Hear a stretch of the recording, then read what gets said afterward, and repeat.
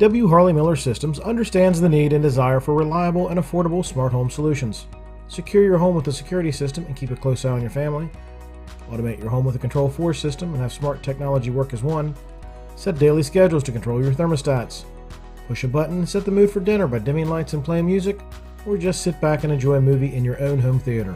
Put decades of experience to work for you.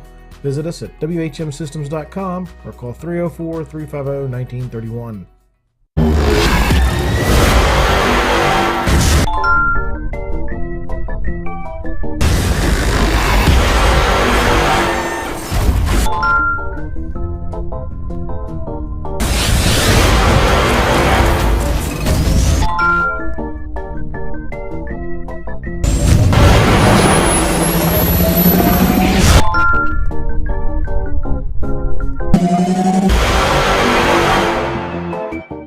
Ollie's VIP North Side is the best spot to catch all your favorite teams. Join us Monday for dollar wings and Monday Night Football, Thursdays on the patio for the cornhole tourney, Friday night lights with happy hour specials, or Saturdays during or after the college games for steak night. Get a ribeye or New York steak for just $26.95. Ollie's has great food and drink menus too, along with 17 TVs to watch any game of your choice from anywhere at the bar or their outdoor patio and fire pit. So stop by and see for yourself today at 36 Veronica Drive in Martinsburg. That's Ollie's VIP North Side. We'll see you for the game. It's time for the excitement of NCAA Division II football, featuring the Shepherd Rams and the Pennsylvania State Athletic Conference. Today's play-by-play coverage is brought to you by Bechtel Jewelers, the Berkeley County Health Department, Brown Funeral Homes and Cremations, CMA Honda of Winchester, Jason Barrett for State Senate, Hagerstown Ford, the Mansion Ferretti Law Firm, and the Heffley Motor Company.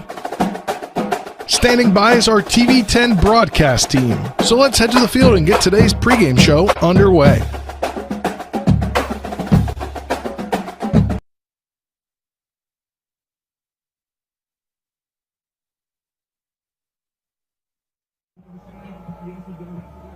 It's Homecoming 2022 on the campus of Shepherd University. Yesterday, the Rams unveiled their new logo.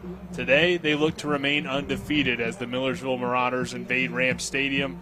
The Marauders enter the matchup with confidence, having won their past two games and have seen a spark from freshman quarterback Robert Footman. But the Rams provide a different challenge, perhaps the biggest challenge in the Pennsylvania State Athletic Conference. It's Shepherd versus Millersville. It's the 25th all-time meeting, and we're happy to bring it all to you here on TV10 and WRNR TV on YouTube. I'm Nick Verzolini. Alongside me is Travis Smith. And Travis, we mentioned it just now, Millersville back-to-back wins for this young Marauders team, and Footman's provided that spark. But this Shepherd defense has been playing well, and Shepherd coming off of a 72-7 dominating win over Lock Haven. And this team obviously has experience at the quarterback position in the Harlan Hill winner and Tyson Bajan. So it's an interesting matchup here between these two teams. And Millersville perhaps provided one of the toughest challenges for this Rams offense a year ago. A tough game last year. Weather played a large part in it, but that comes with the game of football. You're going to play in any type of weather, anything short of lightning, you're going to be out there playing, and that's pretty much what the game was last year between these two ball clubs. It was a lot of wind, a lot of rain, and the defense for Millersville certainly took advantage of that opportunity, really limiting Tyson Bajan, what he could do through the air, but Ronnie Brown really controlled the game on the ground, and that's something that the Rams are going to look to establish here early on in the game.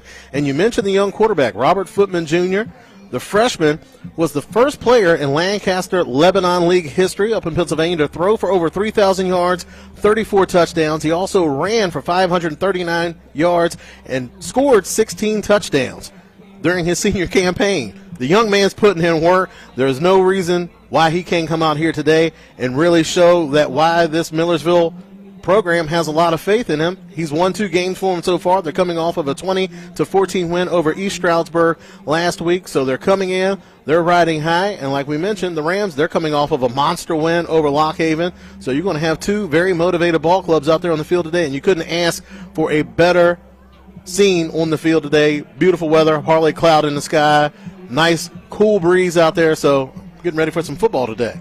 Yeah, and that's the thing I was going to bring up next. You know, opposed to last year's game where we had all that rain on the road at Millersville for the Rams, it's a bright and sunny day today, so that won't affect this offense, but this is a talented defense for Millersville, led by Harlan Hill nominee Tyler Tate, the redshirt senior, stands at 6'3", 265 pounds, and he earned the right to wear the number 0 this year, as that's kind of given to the hardest worker on the team, and Tate earned that right after a great offseason as well for Millersville. Last year was named PSAC East first team, and he certainly earned that. He had 70 tackles from the defensive line position. That's impressive. 38 of those solo, 15.5 tackles for loss. 11 of those are sacks. 3 forced fumbles, 10 quarterback hurries, had a block kick, and 1 safety.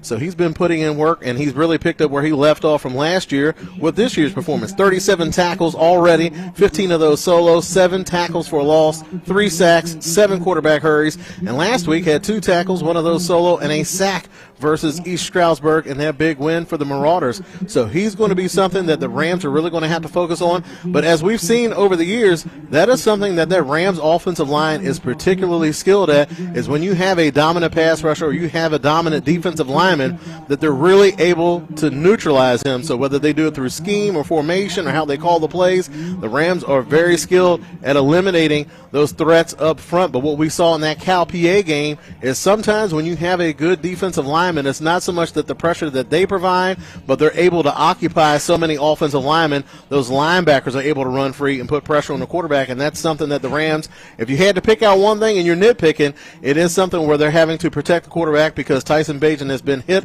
a little bit more this year than what we used to been seeing. He's been sacked a little bit more this year than what we used to been seeing. So there's an opportunity for that Marauders defense to make some hay as far as getting after the quarterback and possibly forcing a turnover. And like we said, we're able to do that last year. And it's interesting, too, this is a Millersville team. Their head coach and Coach Morgan, a former offensive coordinator at Shippensburg, but the team so far has been built on defense. And, of course, Shepherd head coach Ernie McCook, a former offensive coordinator as well here at Shepherd. So it's 2 good offensive minds, but the offense hasn't clicked so far for the Marauders, but it's always been clicking for Shepherd, it seems like, with Coach McCook. And this year, just one of 2 teams in the country averaging more than 500 yards of offense per game. So it's a high-powered attack, and we'll see if the Millersville defense has any answers for it this year. Absolutely, and again, the Rams seem like they can just reload year after year at that wide receiver position, but that's one of the strengths of that Marauders defense are the guys that they have in that defensive backfield. They have size, they have athleticism, they have linebackers that can go from sideline to sideline. So it's going to be interesting to see the strength of that Rams offense versus the strength of that Millersville defense. And you look at that Millersville offense, we've already talked about Footman Jr. at the quarterback position, but they're also seeing if their running game can kind of help out that young quarterback and keeping him out of those predictable down and distances where he's going to be forced to drop back and make those passes. And one guy that's going to be able to help out Footman the most is going to be Jaheim Morris, the running back up front, the 5'10", 195-pound redshirt sophomore, coming off of a big game last week versus East Stroudsburg, where he carried the load, 20 carries, 156 yards. That's 7.8 yards per carry with a touchdown. So Millersville is able to establish that run. That's going to help set up the play-action pass. It's going to wear down that defensive front for the Rams, and it's also going to help that young quarterback stay out of those predictable down and distances. All right, we'll take our first break here on the W. Harley Miller Systems pregame show. W. Harley Miller Systems providing custom integration services like home and office automation, home theater networking, audio, video distribution, and more. Call 304-350-1931 or visit WHMsystems.com. On the other side of that break, we'll hear from the head coach of the Shepherd University Rams, Ernie McCook. This is Shepherd University Rams football on TV 10 and WRNR TV on YouTube. With 4 new car dealerships and 4 used car dealerships in 3 states, Parsons is the largest used car and fastest growing new car dealer in the tri-state area. Take Parsons Ford with huge savings on hundreds of new Fords, financing from 0%, Parsons' goal of financing for all, and Parsons' famous above-market trade-in allowances that help make Parsons #1 for used cars too. See why so many won't buy anywhere but Parsons Ford in Martinsburg. We became #1 by making you #1 first. Parsons. If you're in an accident, the first thing that you have to do is call 911. You have to get medical care immediately. The next thing you need to do is call us. When you hire us at the Skinner Law Firm, what we do is we are going to investigate your case, and we're going to lay out the options that you have, all at no cost to you. We will use all of our resources and all of our experience to get you what you deserve. That's what we mean by treating you like family. You've put up with your water long enough. It's time for Sunset Water Services, your local water solution since 1989, to fix your water problems. Get better tasting, better smelling, and better looking water today. Say hello to drinking your own delicious water for pennies per gallon. Say yes to healthier skin and hair and to softer and brighter clothes. Sunset Water Services delivers your bags of salt to you, so they'll save your back too. And our products come with a 1-year satisfaction guarantee. Call 304-754-9031 for a free water quality test today. SunsetWater.com. Heffley Motor Company, just off I-81 at 993 Hedgesville Road, is a family-owned and operated business providing the Eastern Panhandle with the highest quality pre-owned vehicles and customer service since 1997. Heffley is a pre-owned Carfax Advantage dealer. We're proud to be your partner, serving the community. You're local, we're local, so why not buy local? Call us at 304-267-7172 or see us at 993 Hedgesville Road. And if you want to sell your car, we buy cars too. Check us out at Heffley.com. Heffley Motor Company, a nice place to do business. We welcome you back on the W. Harley Miller Systems pregame show. We'll now get into our coach's interview, brought to you by Parsons Ford. They're located at 1400 Shepherdstown Road or online at parsonsford.com. They became number one by making you number one first, Parsons. We're now joined by the head coach of the Shepherd University Rams, Ernie McCook. Coach, you guys get a dominating win over Lockhaven, 72-7, and a good opportunity for you guys to get a lot of young guys in the game. What were some things that you took away from the win? Well, I thought our kids did a nice job executing with great focus and effort. We played to our level and played to our opponent's level, which I think is a credit to our players, the way they approach the game with great focus. We had a chance to get a lot of guys in the game, which was great to see a lot of guys make plays and get some great evaluation of some of our young guys on film. How important do you think that is for the younger players' development to get a few games each year where you can get those guys in and see what they have to do? Well, you know, repetition's the mother of all learning. The more reps you get at something, the better you get, the better you become. And anytime we can get anybody game reps, that's a positive for them. Tyson has another great game through the air, but able to connect with some different receivers, in particular Alfonso Foray scores 2 touchdowns for you. He's another Lackawanna transfer on your team. Just kind of, I guess, talk about his journey to Shepherd and what he's been able to do for you guys. You know, we remember Alfonso coming out of high school. He went to Maine, then he transferred to Lackawanna. We would love to have him out of high school. We were thrilled when he committed to us, and he's been everything we thought he would be and more. He's a great addition to our program. We think he's got a lot of great football ahead of him. So we're thrilled to have Alfonso, and it was nice to see him get his first and second touchdown of his career. And defensively, you guys have had a lot of success this season. One guy I think that's really stepped up is Keyshawn Haley. He's leading the team in tackles for the safety position. Keyshawn's a really smart football player. He sees things very well.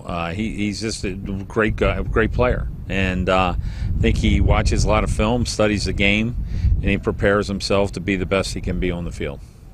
And you guys got Millersville this week, a team that gave you some issues. Their defense is really good. What are going to be some important things for you guys to try to take advantage of this week? We have to execute. Last year we turned the ball over 3 times. Anytime you turn the ball over that much, I don't care what the weather's like, you've got to that's going to cause you some issues. It's going to keep you out of sync. We've got to take care of the football. We've got to make the ordinary play extraordinary. We have to block. We have to throw. We have to catch. We have to run. We've got to be fundamentally sound. This is a really good defense that we're playing against. They play with great effort, great energy. Their alignments are great. They do a great job of taking away the run. They get a great job of taking away the pass and then breaking to the run when you want to try and run it. You know, this is going to be a great challenge for our offense, and their defense is getting better. Their offense is getting better each and every week. So it's going to be a challenge for us, and it's one that we're going to have to rise to the occasion. Fortunately, we're at Rams Stadium. It's good to play it at home, and I think we're going to have a good day, a lot of energy in the stadium. And homecoming as well, so what does that kind of mean to you, Coach? It's always great when former players and students come back and support our team, and they celebrate the fellowship that they've had here at Shepherd University, whether it's a student, a player, whoever it is. It's a special day, and it's good to always have our alums back and for a weekend of celebration. All right, thank you, Coach, and good luck this week. Thank you very much. That concludes our coach interview, brought to you by Parsons Ford, located at 1400 Shepherdstown Road in Martinsburg, or online at parsonsford.com. They became number one by making you number one first, Parsons. This is Shepherd Rams football on TV 10. When I was in high school, I was a troubled kid. Hannah Geffert took me into her family and treated me like her son. Today, I'm a U.S. Army veteran, a college graduate, and have a successful job. Hannah Geffert doesn't just talk about caring for children, she does it. She did it for me. Vote to keep Hannah Geffert as your state senator. She will take care of you too.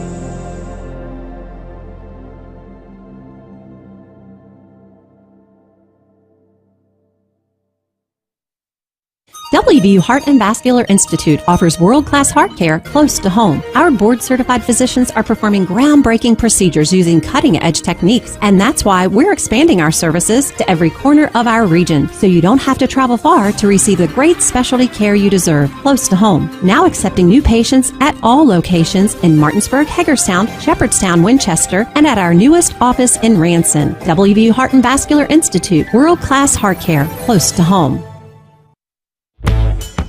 Jambo Construction and Fencing Company, LLC is a veteran-owned and operated company right here in the Eastern Panhandle, West Virginia, that specializes in decks, fencing, and hardscaping. Find us on Facebook at Jambo Construction and Fencing to see more of the projects we've completed. For a free estimate, you can call Bo Bartley at 304-268-5452 or Jamie Gall at 304-279-5053. We are licensed and insured in the state of West Virginia, and as Martinsburg alums, we say, Go Bulldogs.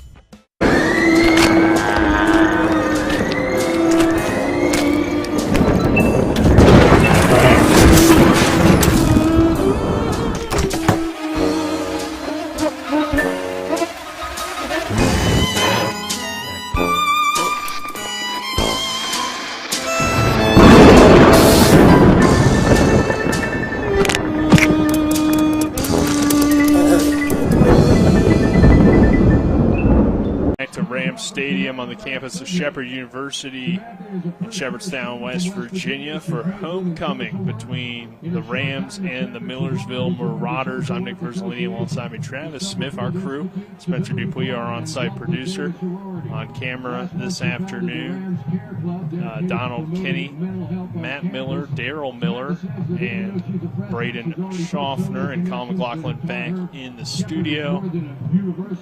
Travis talked a little bit about kind of some of the key matchups heading into this one. We'll talk a little bit more about these two teams, and Shepherd coming off of that win last week, 72-7 over Lock Haven. A good opportunity to get a lot of different young guys in the game, and a guy that really emerged in that game was Alfonso Foray, scoring 2 touchdowns for the Rams offense, his first 2 touchdowns since transferring from Lackawanna. So that just gives Shepherd another wide receiver, another weapon that teams will have to prepare for. And that's one of the things when you play a game like that is what are you hoping to pull away from a game like that? And one, you want to get out injury-free, and as far as we know, the Rams were able to do that successfully. And another thing that's very important for a team to do in a game where you know it's going to be a lopsided matchup, those are important games to develop your depth. And as the season goes along, you want to be able to go down your bench and be able to pull somebody in and have confidence, one, that they have confidence in themselves, that they know what they're doing when they step out there on the field, and it might be a situation where you need them. And especially for a team that has postseason aspirations, there's going to come a time where somebody that's a starter is going to have to come out of the game, and you're going to have to rely on somebody coming in off the bench to make some big plays for you. And that's one of the things that you're able to do when you're able to go out and get a big victory like that and start working in players that don't normally get time. And that's something that the Rams have had success doing over the years. And folks looking at that Shepherd team wondering how they're able to reload. Well, if you look at those amount of blowouts or big league games where they're able to work in those type of guys, that's one of the benefits of being a very good team, is that you're able to get in those positions where you're able to get those young guys some game time experience against a team. You're going against their number ones. They're still going hard. They're still trying to go out there and try to make the game respectable. So they're getting a good look against a live opponent, and that's something that's only going to help your team develop depth and confidence as you move forward and having aspirations to make a deep run in the postseason. And this Millersville team, it's now back-to-back wins for the Marauders. While those wins are coming against Lock Haven and East Stroudsburg, not typically some of the top teams in the conference, this is a Millersville program that hasn't been at the top in a while in the PSAC. So starting to build that confidence. Footman enters that game against Lock Haven, and now he's their starter. And, that's got to be an exciting time for Millersville because you look at their starting lineup here. I mean, you have a freshman quarterback in Footman. You have a redshirt sophomore, Jaheim Morris, at running back. Cameron Taylor, a redshirt freshman, starting for you at wide receiver. So there's a lot of youth in a lot of the key positions. It may not lead to a successful season this year for the Marauders, but it's a chance to build, and a bright future is certainly there for Millersville. Certainly going to be some growing pains along the road, but like we mentioned with Shepherd being able to work in those players in the blowout-type games, this is going to be important for Millersville moving forward, that you're able to get these young guys this type of experience during the course of the regular season. So it's going to certainly help that learning curve as they go out there and they go up against very good opponents, and they're going to learn. Not only that, they're going to get confidence knowing that they can go out there and make plays against very good ball clubs. Robert Footman, they're high on. Anytime your quarterback is playing hot, the entire team can rally around that. You got a hot shot freshman, and they're looking at him to make some plays, and he's been able to do that. He can do it throwing. He can also do it running. Coming into today's game, has 28 carries on the year for 110 yards. So he's a young man that's not afraid to pull the ball down and get some yards, or maybe even extend a play and keep his eyes downfield and throw the ball, because he is a legitimate dual threat. So that's something that this Rams defense is going to have to take into account. They know that Holloway and Smith coming in off the edge for that Shepherd defense, that's something that has befuddled quarterbacks since the tandem has been out there on the field. But it might be a bit of a different approach today, where you might want to be a little bit more concerned about containing that speedy quarterback as opposed to rushing and getting upfield. But if I were a betting man, I'm going to say Kyle Smith and Holloway are going to get in the backfield and wreak some havoc today. All right, we will take a 2-minute break. On the other side of that break, we'll hear from Alfonso Foray and Keyshawn Haley as we go in the huddle with the Rams. This is Shepherd University Rams football on TV 10 and WRNR TV on YouTube. Your master's degree is as close as Shepherd University. Shepherd's graduate programs are perfect for working adults and will prepare you for the next step in your career. Choose from several degrees perfect for educators, an accredited MBA program, and a master's degree in Appalachian Studies. Visit shepherd.edu/grad studies radio to get started today. Finish your master's or pursue a doctorate in nursing practice. To learn more, visit shepherd.edu/grad studies radio. I'm Jason Barrett. I'm running for state senate because I believe it's time to build an even better West Virginia. That starts with a less burdensome tax policy, reliable internet service, a strong education system, and a robust tourism industry. I believe this building starts right here in Jefferson and Berkeley counties. I ask for your support and your vote on November 8th. Paid for by friends of Jason Barrett. I picked Shepherd University because I'm not just a number. One of the things that surprised me is how friendly everyone is. I like being able to walk down the street and have the professors recognize me by name. I'm constantly learning. But it also has taught me so much about myself and about what I want to do with my future. The location at Shepherd is amazing. Cities like Washington, D.C., Baltimore are only about an hour and a half away. You just got to see it. Once you see it, it just takes your heart. Happiness grows here. Orr's Farm Market. Visit us at Orr's Farm Market, just 5 miles west of Martinsburg, to pick up all your local fresh fruits and vegetables. With our in-house bakery, fresh fruit slushies, and apple cider donuts, you can't go wrong. Live bluegrass every Saturday from 12 to 5 p.m. And check out all that's local and delicious at Orr's by going to orrsfarmmarket.com or visit our Facebook page. Happiness grows here. Orr's Farm Market. We now go in the huddle, brought to you by the Mirius Group and Ameriprise Financial Advisors, John Everson and Phil McCoy. Stop by 1270 Winchester Avenue in Martinsburg or call 304-263-4343. We now go in the huddle with Rams safety Keyshawn Haley. Keyshawn, you guys get the big win over Lock Haven. What were some things you took away from that game? Key things that I took away from that game was just the intensity that we all played with. From a DB standpoint, we all came in focused, ready to be 100% on our calls, communicated effectively, and just staying true to our game. And for you, from the safety position, you're tied for the lead in tackles. You've filled a big role on this defense for Ponce and Fox as well, who graduated. So what's it been like to fill that role and play a big role on the defense this year? Really stepping in. Last year I just took away from those guys was just learning the defense, learning how to be a leader, learning how to communicate to my teammates. And this year I just wanted to step it up a notch. I always want to be able to compete with not only myself but compete with my teammates, especially my guy Batten. Right now that's really all it is for me. Just wanting to compete, want to be the best, and just do anything that's going to help my team win. What do you think have been kind of the keys to the success of the defense this season? Number one key has been communication, and I think every week I always say to the defense, if we communicate properly, we communicate efficiently and effectively, the game's going to come naturally and come slower. Millersville this week, what are some things that stand out to you about them? Really is the QB play. From what I've seen on film, they have two QBs who one of them can throw the ball, the other one can run, and the second quarterback that runs the ball, he does not duck work. He likes to run over guys. He's very elusive, and then they have a very good running back who does not go down off of easy tackles. So. And then homecoming game as well, so what does that mean to you? My last one, so this is my last homecoming. I just want to enjoy it, go out with a bang. All right, thank you, Keyshawn, and good luck this week. Thank you. We now go in the huddle with Rams wide receiver Alfonso Foray. Alfonso, 2 touchdowns for you in the win over Lock Haven this past week. What was it like to score those first 2 touchdowns of your career? It just felt amazing getting my first touchdown, helping the team win. It was a big win for us. We had to stay focused throughout the whole game, and we did that. Came out victorious. You've had a interesting journey so far in your college football career. Started in Maine, then went to Lackawanna, and now you're here at Shepherd.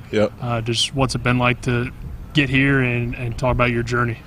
It was a crazy journey, man, because there was so much uncertainty throughout the whole thing with COVID and all that. So, because the first season I went to Lackawanna, COVID canceled our season, and then next year played, and I'm just glad I'm here now, doing what I could do.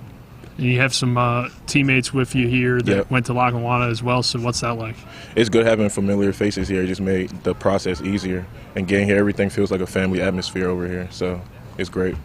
In the wide receiver room, there's a lot of depth in that room and great competition. So for you to be a part of that and add to that room, what's it been like, I guess, playing with Tyson and getting to learn some things from those other receivers in your room? We got so much talent, like you just said. I'm learning from everybody that we have in the room. You can take something you learn from every single person, like certain skill, knowledge, anything, and then just playing with a quarterback like Tyson, it just make everything easier. The ball's going to be there. All you got to do is go and get it. Millersville this week. What have you seen from their defense? What are some things you guys are going to need to do to get the win? We got to stay focused throughout the whole game and just come out, just ball. That's it. Every game we treat the same. Every opponent we treat the same. It's just on us. We work on us, and we just play our game, and we're going to be all right. Homecoming week as well, your first homecoming since coming to Shepherd, so how exciting is that?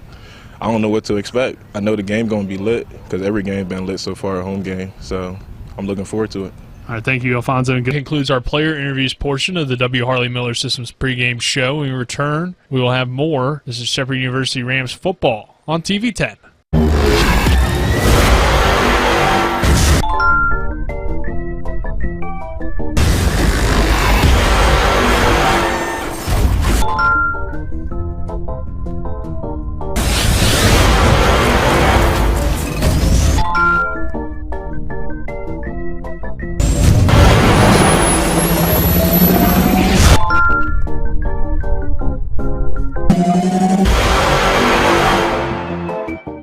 When I was in high school, I was a troubled kid. Hannah Geffert took me into her family and treated me like her son. Today, I'm a U.S. Army veteran, a college graduate, and have a successful job. Hannah Geffert doesn't just talk about caring for children, she does it. She did it for me. Vote to keep Hannah Geffert as your state senator. She will take care of you too.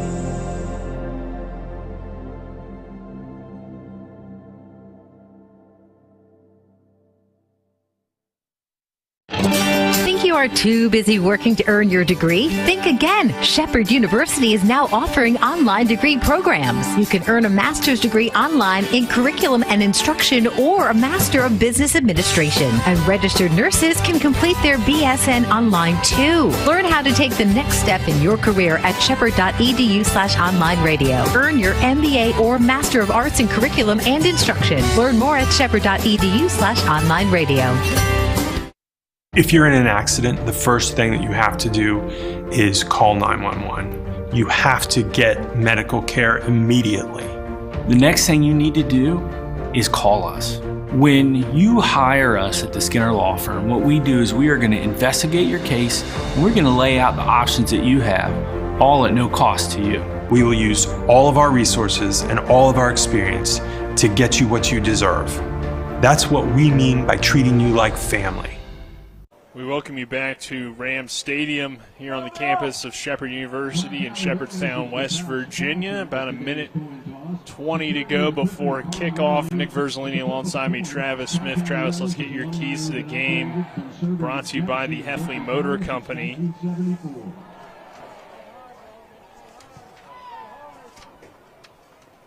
Your keys to the game. You're brought to you by the Heffley Motor Company. The key to your next car is at the Heffley Motor Company, located at 993 Hedgesville Road in Martinsburg. You're local, we're local, so why not buy local? Spencer rides with them, so you should too. Now, Travis, start with the Millersville Marauders and then move on to Shepherd.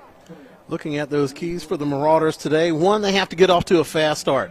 It's something where they can't fall behind early on and have to play catch-up. That's something that this Rams team, they're really built for that style of play. They're front runners. They like getting out in front, and that's when that defense is really able to shine. So I think a fast start for the Marauders is going to be important. Also on defense, they're going to have to force a turnover today. They're going to have to do something that's going to get their offense an extra possession and take the ball away from that high-powered Rams offense. And on defense, they're going to have to get pressure on the quarterback without blitzing. You can't sacrifice a man in coverage because Tyson Bajan is so good at squeezing that ball into tight windows. You don't want to give him an easy look by sending a blitz, and he's able to pick that up during his pre-snap read. And another thing for the Marauders, they're going to have to win on first down with the run. So what I mean by that is that they're going to have to get some type of play on first down where they're not going to be stuck in a second and long and third and long, because that Rams defense is really good at playing down and distance, and that's something that you really don't want to give them that advantage early on in the game. All right, as we get set for opening kickoff, Shepherd will kick it away to Millersville. Our opening kickoff is brought to you by Orr's Farm Market. Family-owned, family-grown. Happiness grows here at Orr's Farm Market, located at 682 Orr Drive in Martinsburg. So Jacob Haney will tee it up for the Rams as Millersville sends two guys back deep in what appears to be Makai Alexander and Hakeem Melvin back deep for the Marauders. Shepherd coming in undefeated. Millersville sitting at 2-4, but winners of their past two games. And the kickoff is underway, and we are beginning with Melvin fielding it at around the 11-yard line, and Melvin doesn't find much room at all. Great coverage on the kickoff return for the Shepherd unit. Looks like Alexander was leading it for the Rams. And that's going to be a key for that Rams team today, is that they want to limit those big plays on special teams. If you had to point to one aspect of this Rams team where a team might seem to be a bit more hopeful, it will be on special teams trying to make some big plays, but the Rams special teams coming out to set the tone early in today's contest. Well, Footman is not out there to begin the game. Jack Staggard is the starting quarterback for this first play. He sends a man in motion and takes the snap, looks to throw, complete underneath in the flat to Makai Alexander. So a little bit of a change here. I mean, Footman must be dealing with an injury, because everything we read heading in is that coach is high on him, the program's high on him, but Staggard getting the start here today, the 6'3" redshirt junior from Phillipsburg, New Jersey. Next snap goes over the head of Staggard, and Malik Holloway dives on top of him as he recovers the football, and definitely not how Millersville wanted its second play to go. You start off, you get a positive play on first down and a nice down and distance, and then you get a high snap. Now you're backed up second and long. You can already tell that Malik Holloway and Kyle Smith ready to make a play here on this third down. So Morris is the back to right of Snagard. Third down here. Kyle Smith brings some pressure, takes a big hit, throws it underneath, complete. But short of the first down. Morris making the reception. Devin Lynch delivering the hit, making the quarterback get rid of the ball a bit sooner than he wanted. A valiant effort that time by the Marauders, but they come up a bit short. And again, that Rams defense, they don't need much to get rolling, and they've already got off to a hot start today. So Zach Banta will punt, one of the best punters in the Pennsylvania State Athletic Conference. It's a low snap, but Banta gets it away, and Dorsey will be forced to fair catch at the 42-yard line, and we'll see one of the best offenses in Division II college football in the Shepherd University Rams take over. You mentioned Banta was named the Special Teams PSAC East Player of the Week. So averaging over 45 yards per punt. Yeah, he's been one of the best punters throughout this year and was last year as well. 13-16 to go in this first quarter. First down and 10 for the Rams from their own 42-yard line. Bajan in the gun with three receivers set, and Ronnie Brown is the back to his right. And they'll fake it to Brown. Throw complete right at midfield on the far side. Hauling in the catch is Marlon Cook. Making the tackle is Williston for Millersville. Amir Lilliston, the redshirt junior, 5'10", 185 pounds. One of the leading tacklers on this ball club coming into today's game. Had 24 tackles, 19 of those solo. Coming off of a big game last week where he had 7 solo tackles. Second down and 3 for Shepherd. Bajan looking to throw again. Throws near side. Cook falls down and incomplete. In coverage there for Millersville is Gus Ross. Good defense that time. And Tate was in the backfield delivering a big hit on Bajan. Already collecting his first quarterback hurry of today's contest. Ronnie Brown, the Rams running back, leads the nation in yards per carry. Heading into today's contest with just over 10 yards a carry. We'll see how much they're able to get him involved today. Third down and 3 for Shepherd with the ball at the 49-yard line. Brown will go in motion. Bajan throws underneath. It's caught by Brian Walker for a first down. Shepherd moving the ball down to the 40-yard line. They motion Brown out of the backfield towards that Twins look, trying to draw the defense's attention away from the center of the field, and you could tell Tyson Bajan was intent on throwing the ball to Walker that time, and he has just emerged as a very reliable target in between the hash marks this year for the Rams offense. Bajan nearly gets the Marauders to jump off sides as Unshak was creeping toward that line of scrimmage. Millersville shows blitz here on 1st and 10 from the 40. They'll fake it to Ronnie Brown, dump it down underneath, completes Alfonso Foray. Foray turning on the Jets inside the 15-yard line, or inside the 25-yard line before he's knocked out of bounds. Pushed out by Garrett Cox, the linebacker, one of the top linebackers on this team. Redshirt sophomore. Last week versus East Stroudsburg, Cox racked up 3 tackles, 1 of those solo, also had a sack and a pass breakup.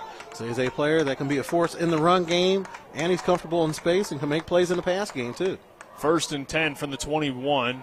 Ronnie Brown remains the back for the Rams. Bajan looking to throw again, rolling to the right. Dumps it down underneath, complete to Brown. Short of the first down sticks, but Ronnie has his first touch of the afternoon. Pass complete to Brown.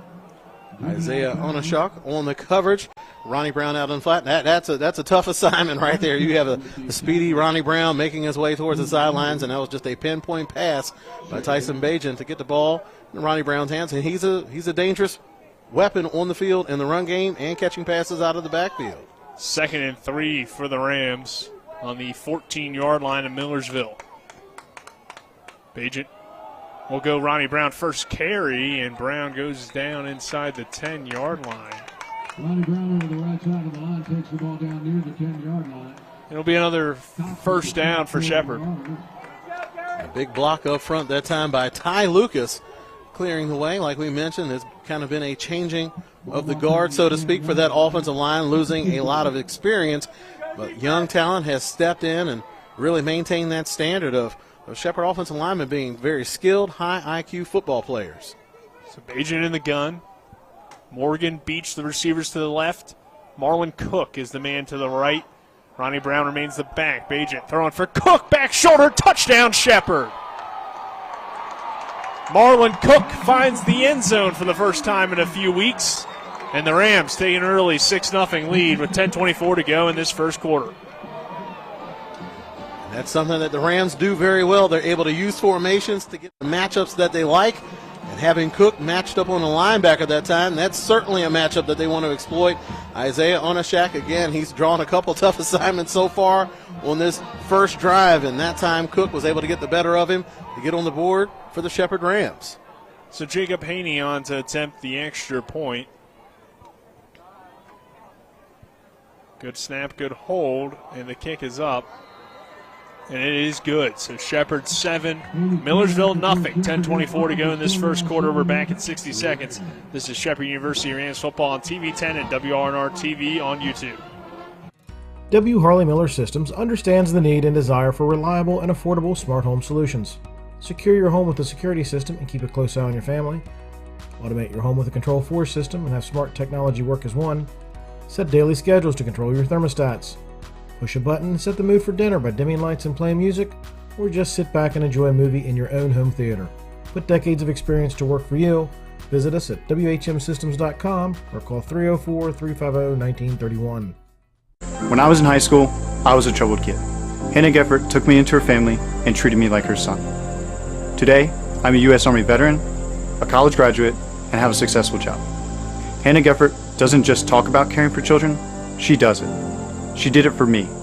Vote to keep Hannah Geffert as your state senator. She will take care of you too.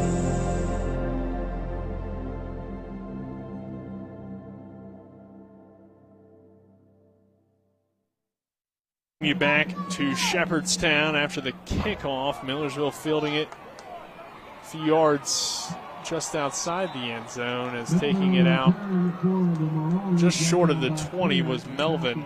18-yard line. 10:18 to go in this first quarter. Shepherd on top 7-0. Nick Verzolini alongside me, Travis Smith. Rams go on down the field after starting from their own 42-yard line and punch it into the end zone with a touchdown pass to Marlon Cook. Our scoring drive summaries are brought to you by Jason Barrett. Vote to cut the car tax. Vote Jason Barrett. Rams 7, Millersville nothing. Next drive here, they'll hand Morris running off right tackle, and he'll bounce around and find a few yards there to the outside. But the Shepherd defense all flying to the football. Dwayne Grantham in there, along with Holloway and Journey Dunbar, and it looks like even Devin Lynch was involved on that tackle. Ball moved to the 20-yard line. Gain about 3. They'll start at the 21.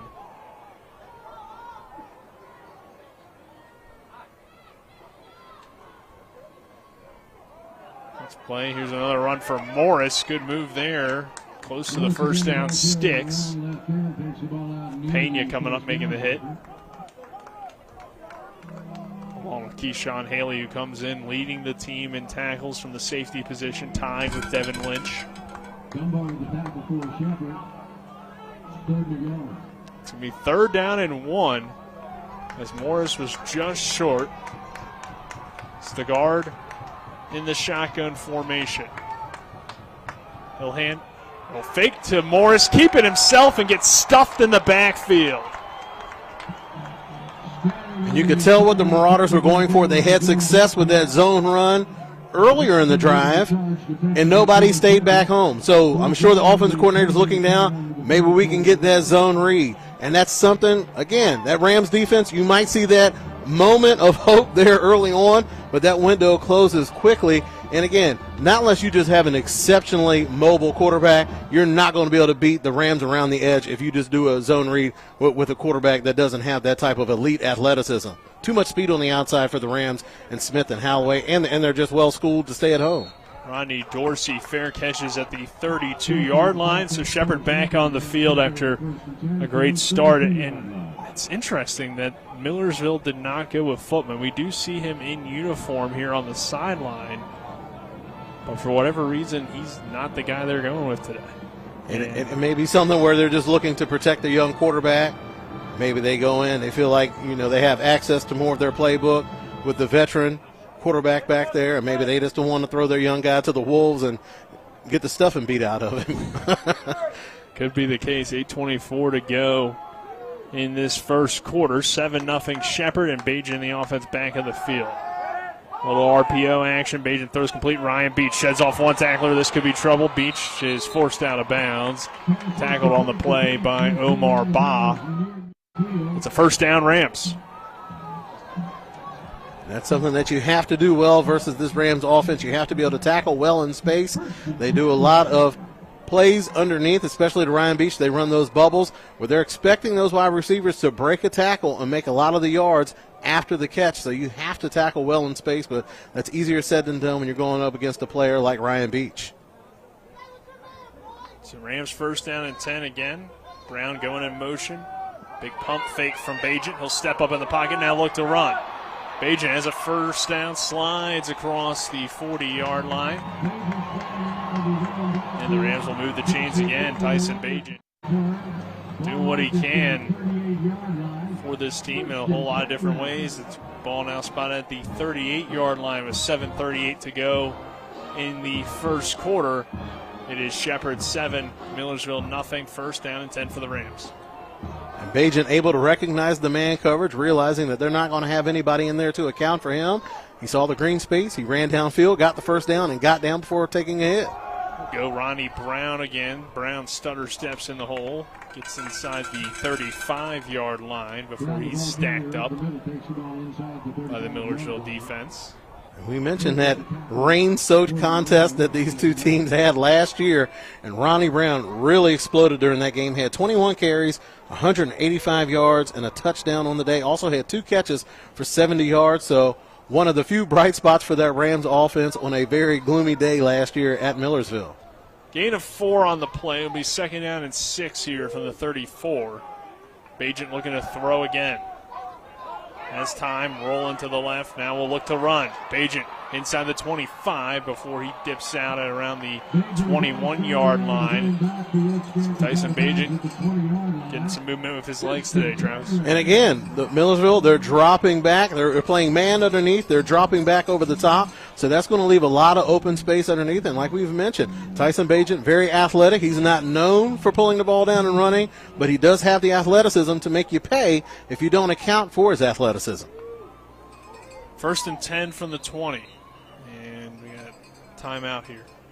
And the way he's able to extend plays, and he's kind of right in that sweet spot where he's not quite the running threat where you're going to have to assign a spine to him.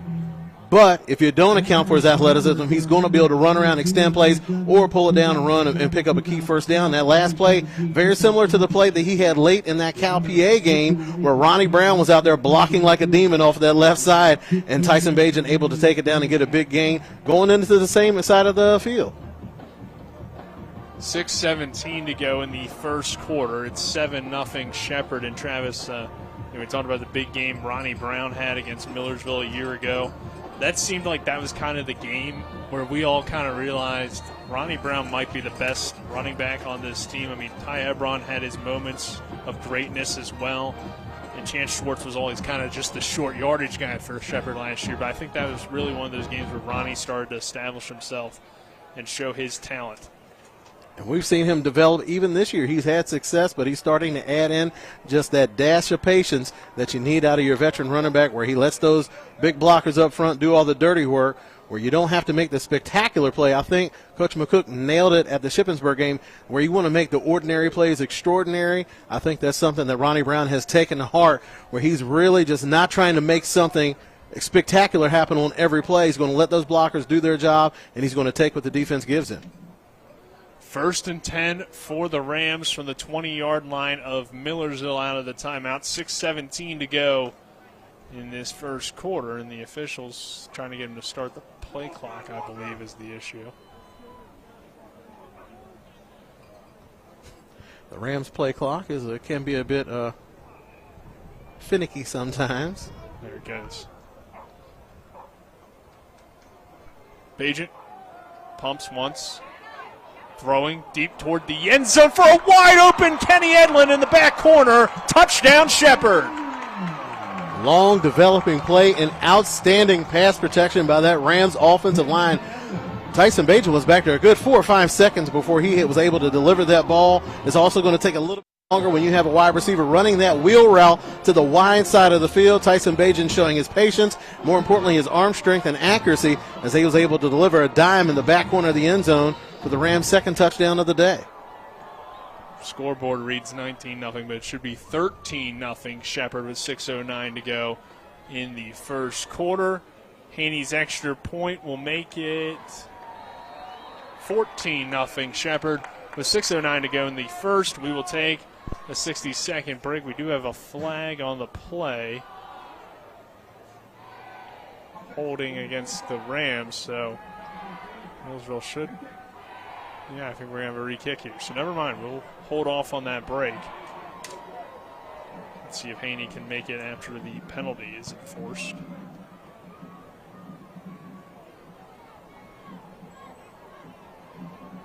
And now the scoreboard reads 21-0 Shepherd.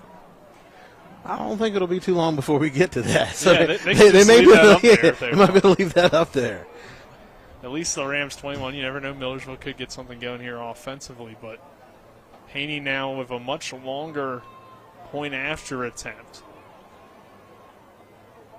After the penalty, it's about 27 yards, and the point after is up. And it is good.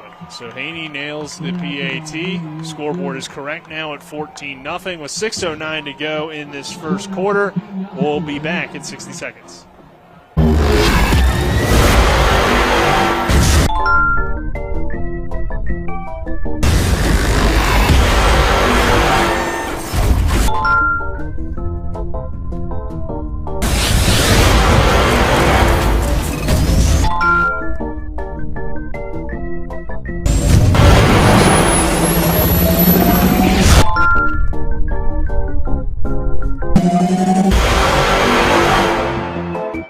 If you're in an accident, the first thing that you have to do is call 911. You have to get medical care immediately. The next thing you need to do is call us. When you hire us at the Skinner Law Firm, what we do is we are going to investigate your case, and we're going to lay out the options that you have, all at no cost to you. We will use all of our resources and all of our experience to get you what you deserve. That's what we mean by treating you like family. We welcome you back to Shepherdstown. Again, Naeem Alexander making a big hit on special teams. He continues to show some nice flashes there as a freshman. Nick Verzolini alongside me is Travis Smith. Spencer Dupuis, our on-site producer. Matt Miller and Daryl Miller on camera up top. In the end zone cam, it's Donald Kenny, and down on the sidelines is Braden Schaffner. Back in the studio, Colin McLaughlin. You'll hear from him at halftime with college football scores from around the country. 1st and 10 here for Millersville and Jack Stegard, and Stegard will hand it off to Morris, running hard off the right side. Brought down on the play by Malik Holloway, along with coming up from the safety position for the Rams is Christian McDowell. So second down here and 5 for Millersville. Stegard throws it down the far side. He wasn't looking. You got to look. He hadn't beat. The quarterback made the right read. But the wide receiver, you got to do your part. You have to get your head around. Again, when you're going up against this Shepherd Rams team, you can't miss out on opportunities like that. Hakeem Melvin did a good job of just blowing right past the safety on that play. But if you're open, get your head around. The quarterback's going to get you the ball. Morris remains back here on 3rd and 5 now from the 22 for Millersville. Marauders without a first down so far on their first two drives. Stegard is under pressure, steps up in the pocket, finds a little bit of room, but is brought down by Solomon Alexander, short of the first down marker. Well, it's going to be a holding penalty, but not sure if the Rams are going to take this one. It will be fourth down here. And Shepherd will get the ball back, so it's been a tough start for the Marauder offense. Three and outs to begin this ball game with 5:23 to go in this first quarter. Shepherd's going to get good field position once again, and I mean the Rams offense has looked pretty unstoppable to this point. And Hakeem Melvin certainly is going to wish he had that opportunity again. That would have been a touchdown. Yes. Dorsey lets it bounce at the 34, and that's where it will be spotted down by the Millersville special teams unit. Coming up to spot it there was Nick Romano, freshman defensive back from Westchester. And we mentioned the Marauders punter in Zach Banta, the redshirt junior, 6 foot, 185 pounds. Again, 2 times so far this year has been named PSAC East Special Teams Player of the Week. And he's certainly deserved that title. First among PSAC East punters. He's also had 13 punts inside the 20 this year. So he is a guy that can certainly help you out in a field position battle. Brown will get the carry here, running off the left side. Gets it to the 35-yard line. Will be a gain of 2 on the play. Keyshawn Jones coming up, making the stop for Millersville. Will be second down and 8 for the Rams.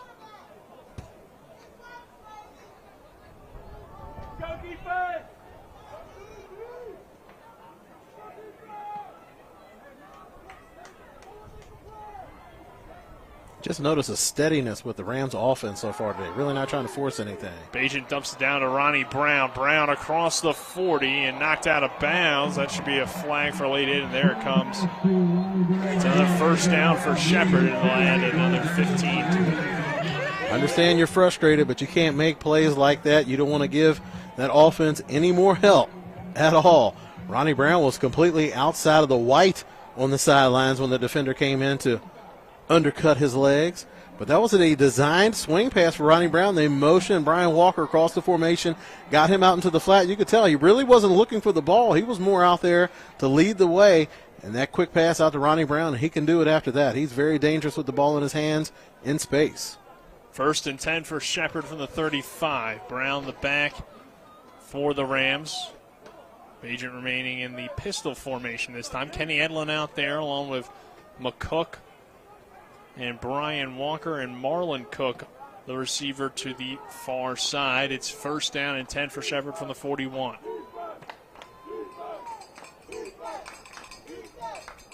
Brown gets the carry running left. Decent hole, but maybe should have cut up a little bit earlier. Coming over, filling the gap, though, for Millersville was Garrett Cox there, the linebacker. That's a formation we've seen the Rams use a bit more than they usually do this year. We saw it a lot in the Shippensburg game, using that pistol formation, that tight bunch. So they've already shown that look so far. Let's see if they do that fake to the running back and have the wide receiver coming back around on the end around. 3-yard gain on the play. Will be second and 7 for Shepherd from the 38. 3:44 to go in this first quarter. 14-0 Rams. Bajan. There's near side intercepted. Underthrew it just a little bit, and it's picked off by Gus Ross for Millersville. That could be a momentum shift that the Marauders have looked for. He had Edlin open there, just a little bit under through. Yeah, and when you're throwing to that sideline on the far side of the field, you've got to step into it, and you basically got to throw the laces off of it that time. And Bajan just took a little bit off, and that was just enough for Ross to jump in front. The 6-foot, 180-pound freshman from Phoenixville, PA, played his high school ball at Bishop Shanahan. And it looks like Footman's in the game. So we'll see if Footman is the spark Millersville has looked for. It's a spread formation. All receivers on the field. Footman gets the carry, spins out of a Cowser tackle, takes a big hit from Keyshawn Haley. No flag, though, and I think could be because it was kind of a late slide or more of a fall down than a slide. I don't know. What do you think, Travis? I'm surprised that the quarterback running the ball, taking a shot to the head like that, didn't get a penalty. We saw that in the Shippensburg game where the big collision on the sideline. The referees talked about it after the play. I'm surprised they didn't do that, but he's a young quarterback, and maybe he hadn't earned that start status yet. They'll go Morris here running to the outside. Clayton Batten trying to get off his block and make the play. On the carry that time. Marcus Pierce Jr. Excuse me. Pierce, the grad student from Dallas, Texas. Made his way to Millersville by way of Tennessee. Fans upset here on this near sideline, and they have a right to be. I mean, potentially 2 missed calls there. Footman now pumps once, under pressure from Kyle Smith, lays it out there deep and had an open Alexander streaking down this near sideline. And Alexander stopped on the play. Yeah. You have a quarterback that likes to run around a lot. That's something that you have to work on during practice. You have to run a scramble drill. And it's something where, like, each wide receiver has a specific responsibility depending on how that quarterback rolls out of the pocket. And that time, Alexander, if he would have continued on his path, he would have had a wide open touchdown on that one. And so far, Millersville has squandered 2 opportunities to put points on the board. Could be a tied game at this point. Footman now running to the right, has some blockers in front, but Devin Lynch is there to sniff it out and make the play for the Rams. Nothing fancy there. That was basically a student body right. Just a quarterback sweep with a convoy of blockers out there. And again, you get those brief opportunities to make plays or gain yards versus that Shepherd defense, and that window closes quickly. Just an athletic group up front, but more important than that, tremendous effort and tremendous football IQ on that side of the ball for the Shepherd Rams. Just gain of 1 on the play. 3rd down and 9 for Footman in the Millersville offense with just about 2 minutes to go in this first quarter. Footman takes the high snap, rolls out, throws near side, and incomplete. Intended for Christian Drayden III. And after the interception, Millersville picks up a little bit of momentum, but will be forced to punt on 4th down and 9. Rodney Dorsey going back deep for the Rams. Banta will kick it away for the Ville with 1:53 to go in this first quarter. You see what Footman brings to the table, can extend plays with his mobility, but does a good job of keeping his eyes downfield trying to find his targets, but his targets not helping him out very much. Punt from Banta, not his best, but does take a favorable bounce to roll inside the 30 and down to the 28-yard line. That's a flag on the complete opposite side of the field. Things are getting a bit chippy down there, so I wonder if the flag is always special teams. You have to be special to play on special teams. It's usually a rowdy bunch. So we'll see here what the penalty is and who it goes against. Millersville defense on the field. 14-0 Shepherd on top. 1:42 to go in this first quarter. Travis, it's been a good start for the Rams offense, even with the interception. You got to still feel a lot of confidence. I mean, Bajan wasn't even under pressure. It just a rare misthrown pass from an extremely accurate quarterback. And that's why it stands out, because he's so accurate with every pass and really pushes it down the field with every pass. So when you see one that doesn't fit, it's noticeable. And Millersville last year did manage to pick off Bajan 3 times. So maybe it's something that they see during film study or some type of tendency that they've picked up on, but they have had success versus Bajan. One of the few teams that can make that statement. Our first quarter brought to you by Smallwood and Small Insurance on TV 10. Located at 121 Administrative Drive, your total insurance solution. Smallwood and Small Insurance, along with Hagerstown Ford, revolutionizing the car buying experience. Go to HagerstownFord.com. 14-0 Shepherd leading Millersville. Long discussion here on this penalty that did go against the Marauders, moving the Rams to the 44-yard line. Coach Morgan upset with it for Millersville. Now they'll get that play clock back down to 25. And we'll return to action here momentarily. So Rams have it now, first down and 10. Bajan and the offense back on the field. Tyson dumps it down, complete to Brian Walker, who hurdles a man at midfield and is pushed out of bounds. Brian Walker always showing flashes of his athleticism. Williston, the victim of the web gem there from Walker.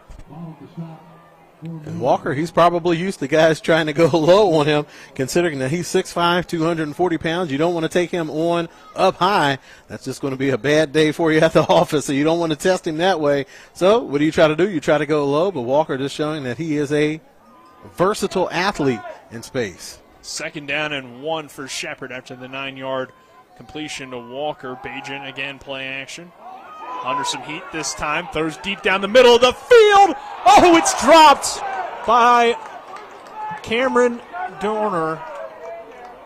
Dorner was wide open after a dot from Tyson Bajan on the run, but he couldn't haul it in. The freshman showing his speed, his ability. One thing that they love about Dorner is his ability to take the top off the defense. Just couldn't haul in that pass, though. That was a tough pass. He was leaning back, looking back into the sun to pull that one in, but hit you in the hands, you got to pull that one in. And the Millersville sidelines screaming for a penalty on that play with a lot of pressure on the backside supplied by Isaiah Onashok. I have to agree with the Millersville fans on that. That was a little bit of holding on that play. Third down and 1 for Shepherd. They'll run Ronnie Brown off the left side. He has the first down, sheds off a tackler and more into Millersville territory. Down to about the 40-yard line goes Ronnie. You can tell that Ronnie Brown has put on some weight here in the offseason. They have him listed as 6 foot, 190 pounds. So the weight training program for the Rams certainly paying off. And Ronnie Brown, again, just explosive, dynamic, and also starting to show that ability to get yards after contact.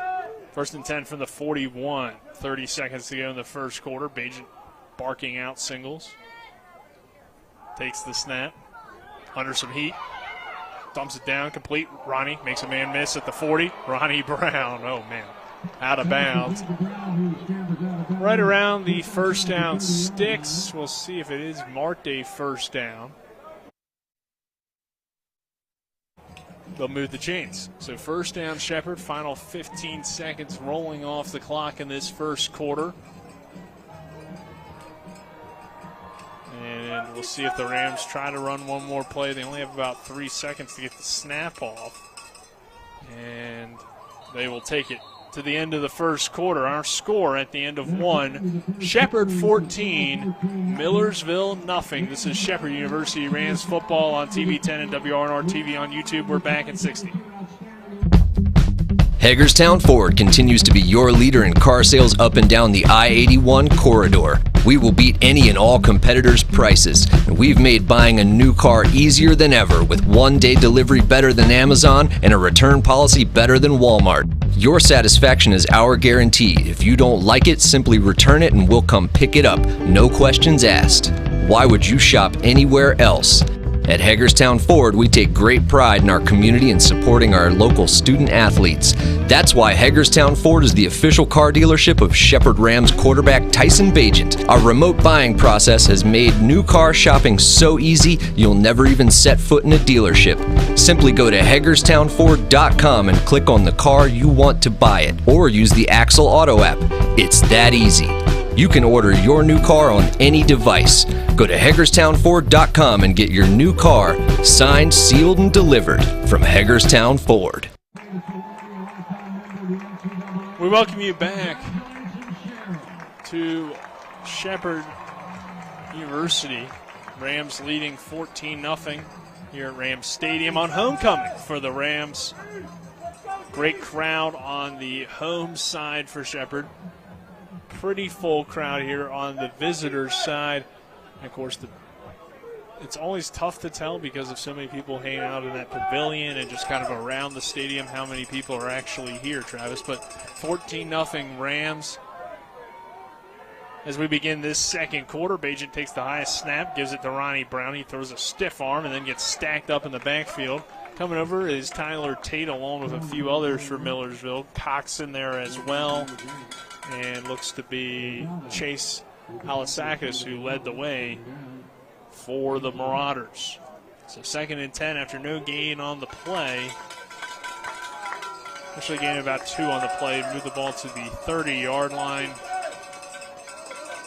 14.5 minutes to go in this second quarter. Alasakis, one of the leading tacklers on this ball club.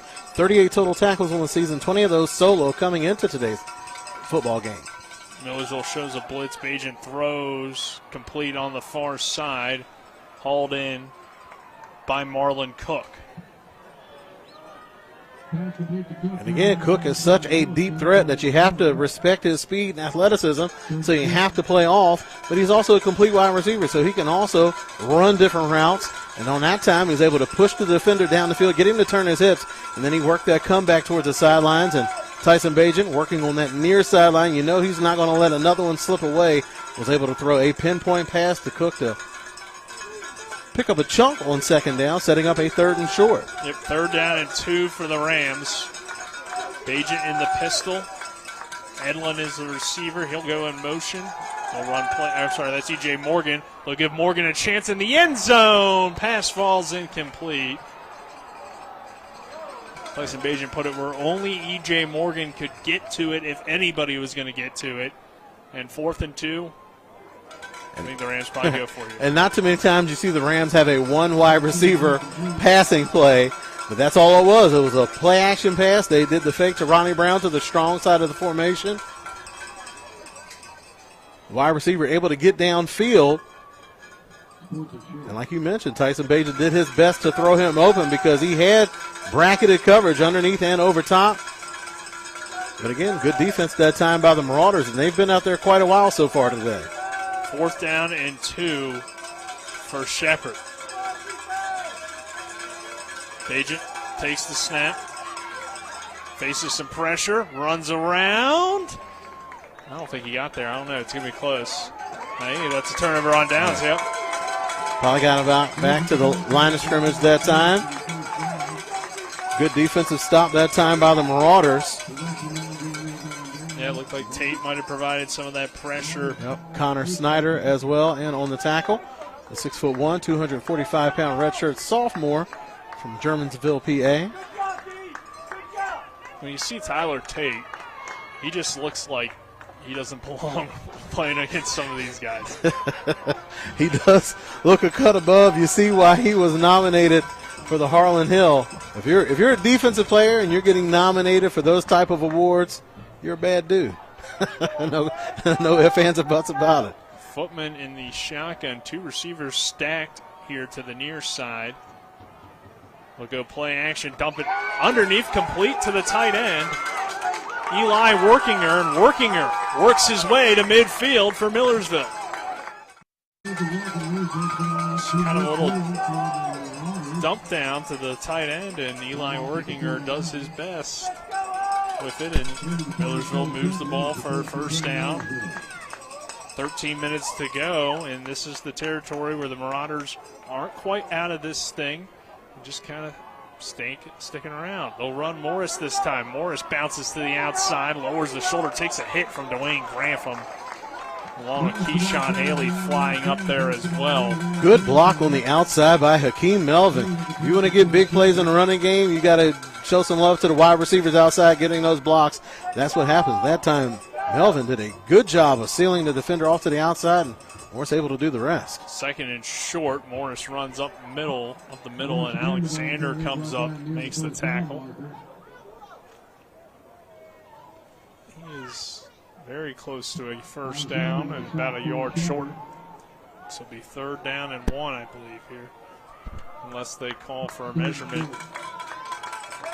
It will be 3rd and 1 for Footman and the Marauder offense. Footman in the shotgun. 5 wide receivers set for the Marauders. Footman takes the snap, throws in and out of the hands, and behind him an incomplete intended for Melvin. Good coverage on the play for the Rams. And not a bad throw. The quarterback was doing his wide receiver a favor. Tried to go back shoulder on that play. You don't want to lead your receiver into the teeth of the defense. And that's a catch that Melvin has to come down with. Again, some big swings and misses for this Marauders offense early on. So 4th and 1, and Millersville is going to go for it. If Morris is the back, they'll run Morris off the right side. He sheds off one tackler, runs through Devin Lynch, and has the first down. Morris with an impressive run there to get to the sticks. So Millersville's drive will continue. Gutsy call, but I think you're down 14-0. And the way they've been moving the ball on the ground, their best drive to this point. Been some good runs. Right now they have Marcus Pierce Jr. checked into the backfield. Footman looking deep for Melvin. What a catch! Hakeem Melvin hauls it in for Millersville. How do you make that catch where you're basically having to reach around his head to pull it in, but the one where he had to smack him right in his hands, he dropped that one. But a good catch. I'm sure the Marauders will take it either way. But you could tell Footman breathes life into this offense, and they really seem to rally around this young quarterback. Footman again throws complete to Melvin. This time it's stacked up by the Rams defense. Harrison coming over making the tackle for Shepherd. And Millersville has certainly rallied around their young signal caller. You wonder why he wasn't starting. It might have been something where it might have been some type of discipline. Reasons for the quarterback having to miss those first couple drives might have been something where, you sit out the first quarter, maybe miss curfew or something like that. But could be. I think that's only the logical explanation because he's not injured. Footman's clearly their spark. So we'll go play action, throw back corner, incomplete. And they got hung up over there. They were trying to go into the wide receiver in the back corner of the end zone. I believe that was Melvin again, the intended receiver.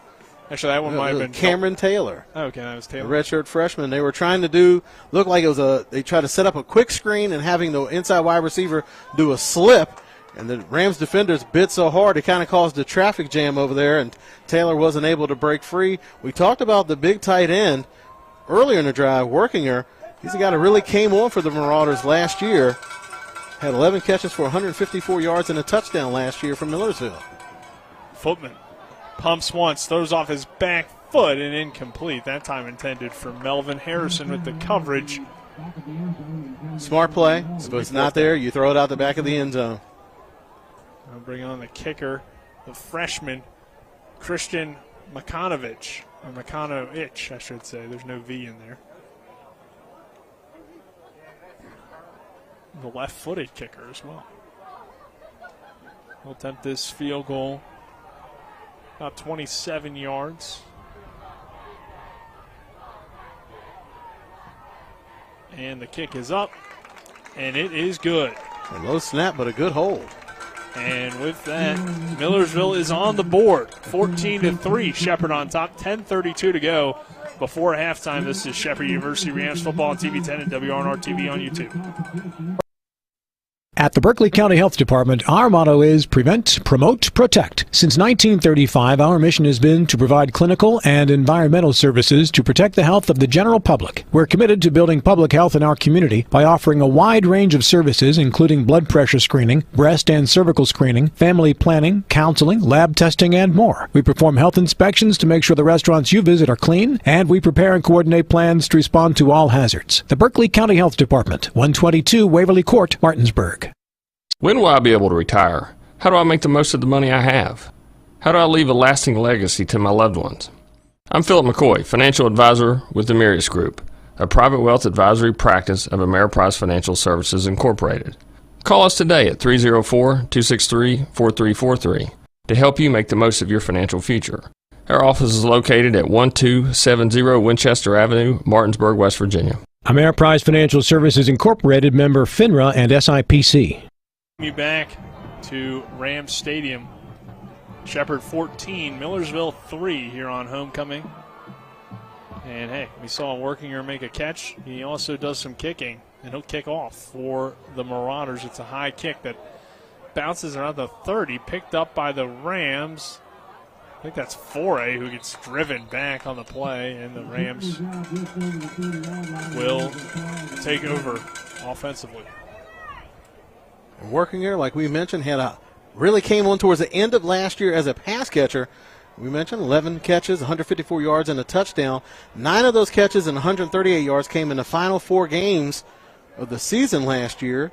Also showing what he can do in the kicking game coming into today's game. Has had 23 kickoffs for over 1,460 yards, 9 of those touchbacks. So that time they did a pooch kick on the sideline. And sometimes those plays can be kind of tricky. What you're trying to do is put somebody in position that possibly not normally returning kicks. So you might get a drop ball right there. Also, you might get a funny bounce and able to get yourself kind of a extended onside kick. So working here showing that he's a complete football player. Flag on the play will bank the Rams back to the 20-yard line. But to the 15-yard line. But, Travis, I ask you now this question. What's more impressive, the tight end kicker or the defensive back punter that we've seen this year?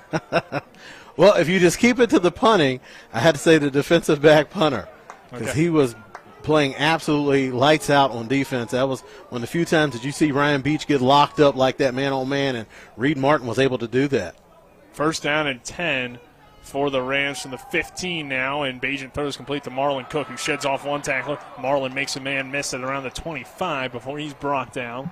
So Marlon Cook doing his thing for the Rams, and even when they're backed up, it seems like number 13 is always there to get them right back where they would have been before the penalty. First down and 10 for the Rams. And he's just a complete wide receiver. Like we mentioned, has the speed and athleticism to get downfield, can also make those intermediate pass catches, also can show that he can take those short passes and turn them in the gain after breaking a tackle. Hartman the back here. Bajan throws a dangerous pass. Ryan Beach, they say he made an incredible catch here on the near side. And Gus Ross. He was thinking about his second pick. Yeah, I mean, that was just a pure instinctual play by that time by the young man.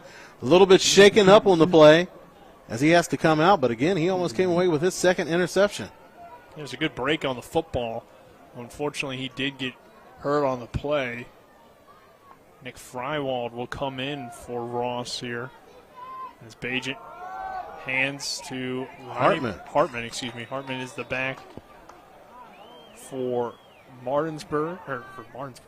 for Shepherd. I'm thinking about Martinsburg because I was thinking about Hartman, Musselman, and you're going to have some Appleman waiting for you after the end of the game. Yeah. That's our guy. Well, I was going to shout out his brother who had a 7-touchdown game against Hedgesville a couple weeks ago. I know the Appleman unfortunately lost last night to Wheeling Park, but still having a great season there at Musselman. Bajan throws complete underneath. There's Hartman again making the reception at around the 45-yard line. Martinsburg and Musselman can work together there. The Eastern Panhandle connection right there. And Hartman, it kind of looks like he's leapfrogged over Avon Holly as that second running back to come in. Had a big game last week, nearly rushing for 100 yards versus Lock Haven. Scored his first touchdown. 6-yard pickup for the Rams. Move the ball to the 46. 8:22 to go in this first half of play. It's 14-3 Shepherd. Bagent taking a snap. Hartman picks up the blitz. Now Bagent runs, steps out of bounds after picking up the first down. Forced out on the play by Onshock. And it's another Shepherd first down into Millersville territory to the 49. The Rams have yet to punt in this ball game, but only have 14 points to show for it due to some good defensive stops by the Marauders on this side of the field. Tyson Bagent able to show off his running ability so far today. Again, not his calling card, but when the defense gives you that much space when they're playing man coverage, he's smart enough quarterback. He's going to get those yards, get that first down, and get out of bounds without taking a hit. Bagent rolling, dumps it down underneath to Walker, who lowers the shoulder, but a good tackle. And a good job by standing his ground. Rafael Lozada with the tackle. The 5'11", 230-pound redshirt senior.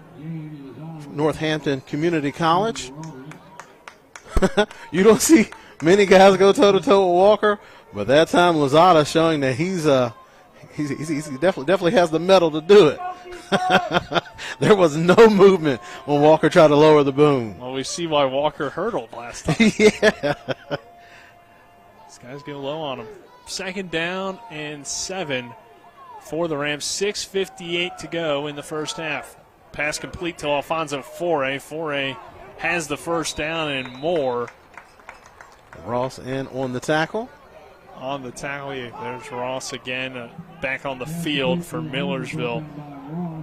You look at Alfonso Foray, and he gives you that vibe of a really good wide receiver based on what we've seen at times. But it's been a slow start for him since transferring out of Lackawanna, but started picking up the last 2 games. It's a tough group to break into. And you got Marlon Cook and Ryan Beach.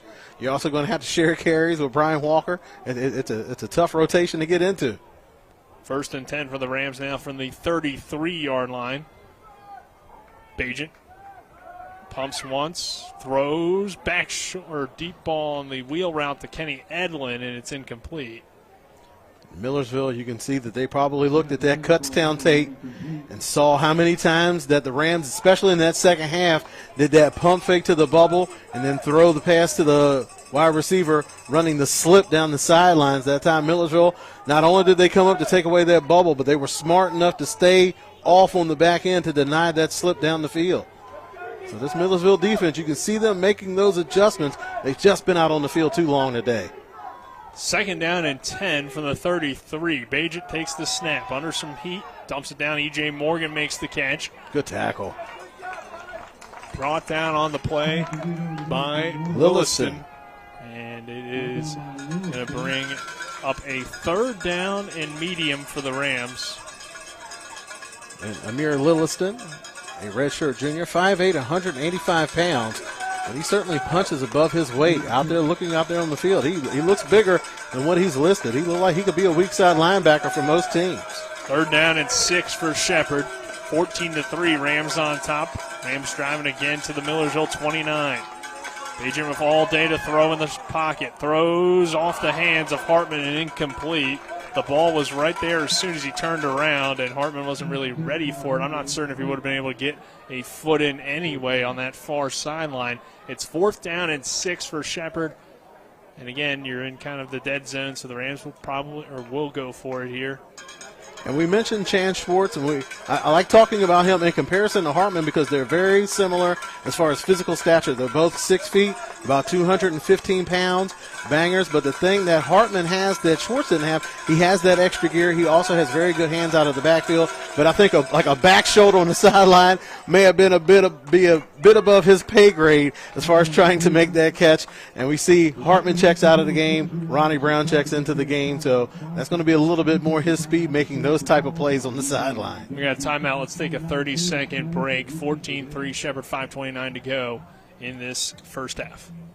Hi, I'm Annette McDonald, and I am the designer at Orsini's in Martinsburg, West Virginia. We welcome you into our store to show you a complete line of what we do here. We design your cabinetry, quartz countertops, granite countertops, hardware, anything for the full remodel of your kitchen and your home needs. We also do bathrooms, and we have flooring available too. We make sure that your project with Orsini's is the best in the market. Welcome to Orsini's. Orsini's.com. We welcome you back to Shepherdstown. Rams 14, Marauders 3. 5:29 to go in this first half. Nick Verzley alongside me, Travis Smith. Rams are going to go for it here. 4th down and 6 from the Millersville 29-yard line. Agent in the offense on the field. It's a 3-receiver set. And Cook, Beach, and Morgan, Edlin, the receivers. Edlin goes in motion. Bajan looking for Marlon Cook.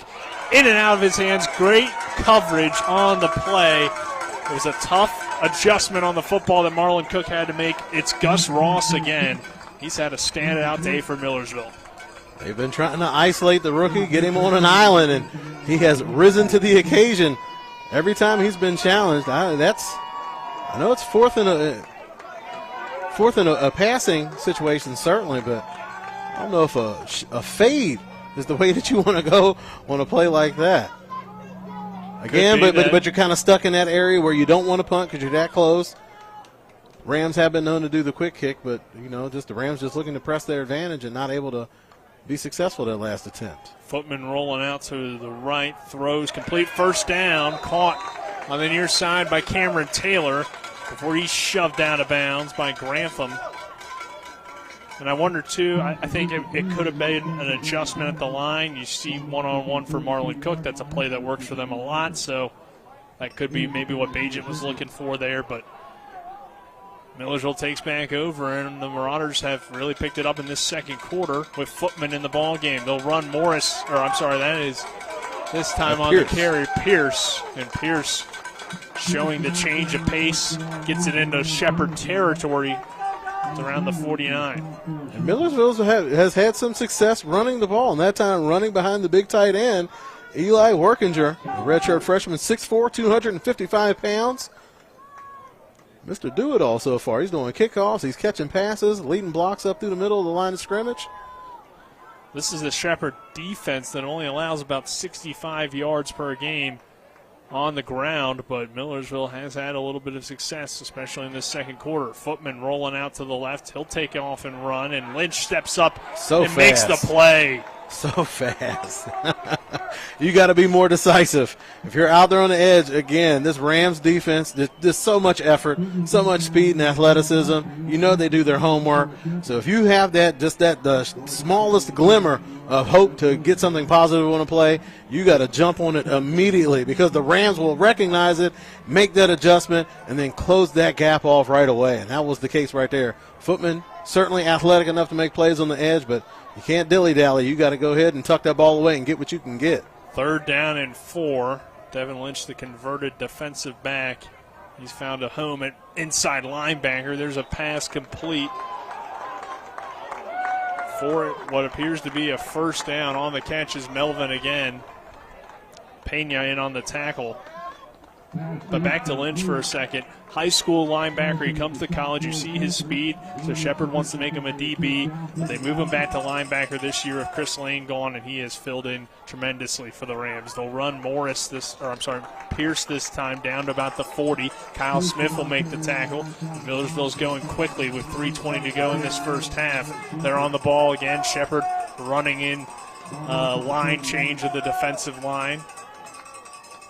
And they'll fake it to Pierce. Footman still has it. Chucks it deep and out of bounds. Incomplete. Intended for Christian Drayton III. Footman, the way he kind of throws it, it's like a full body throw sometimes. Yeah.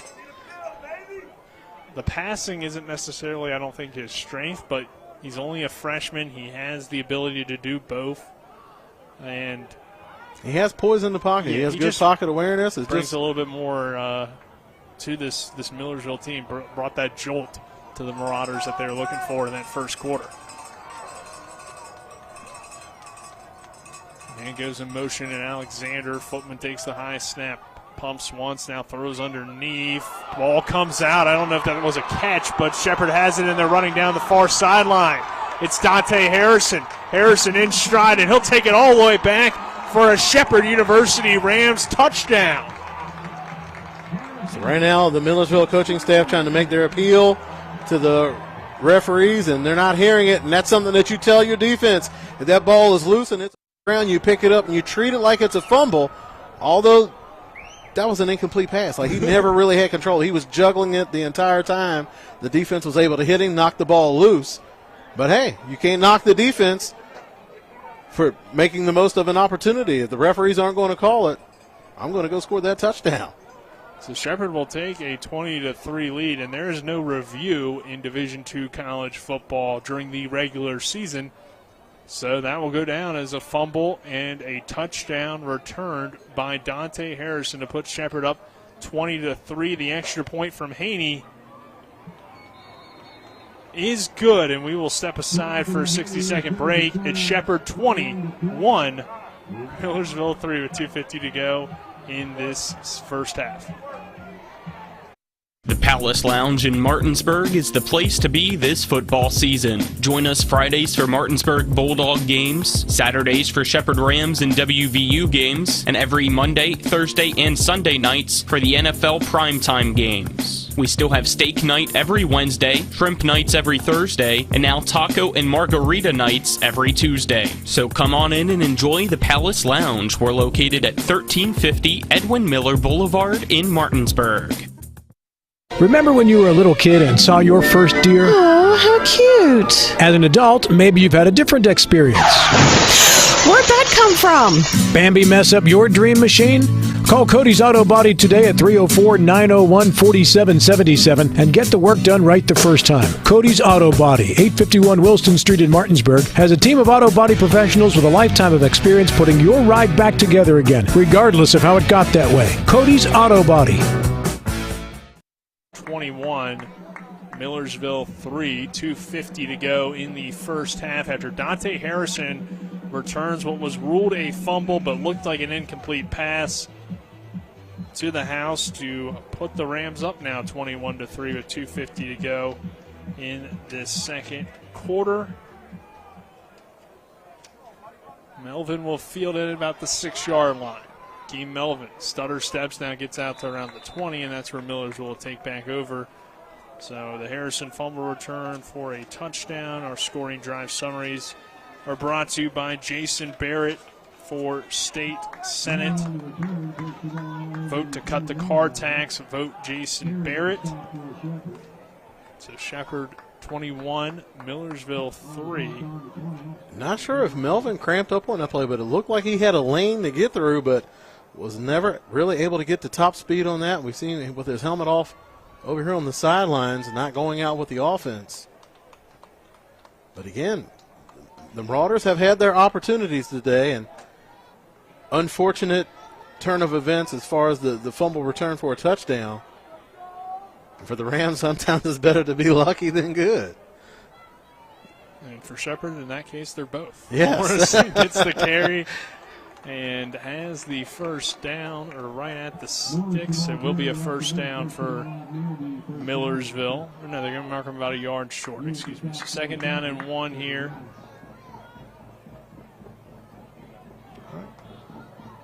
See if the running back swings out of the backfield on this play. I'm trying to pick up on their signals over here for Millersville. He didn't, so you haven't been picking up well. I have no idea what they're calling. There's Workinger with the reception for a first down and more. It takes several Rams to bring him down. Our second quarter brought to you by Smallwood and Small Insurance on TV 10, your total insurance solution, located at 121 Administrative Drive in Martinsburg, along with Parsons Ford, located at 1400 Shepherdstown Road.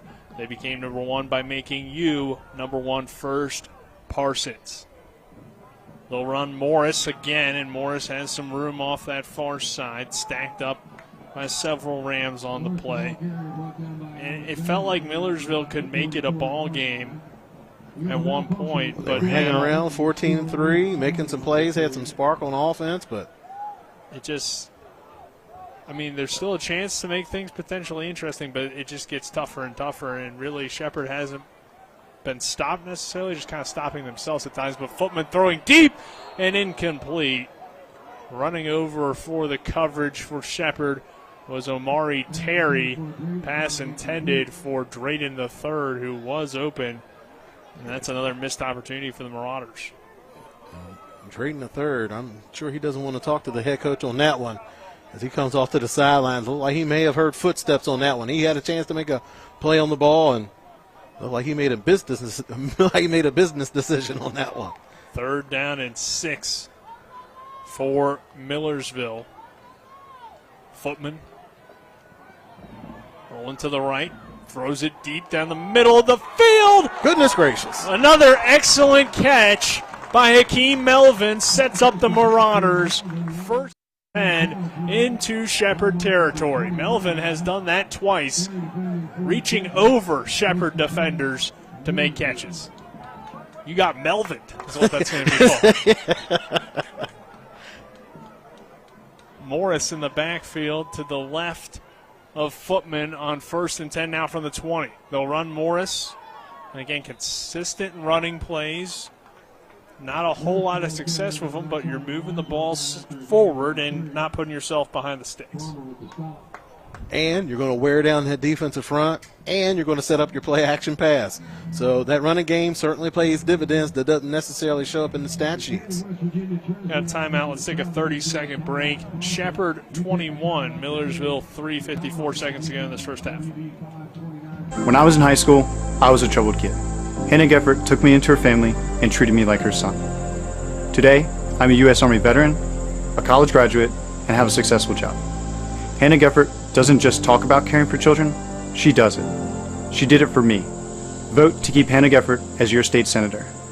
She will take care of you too.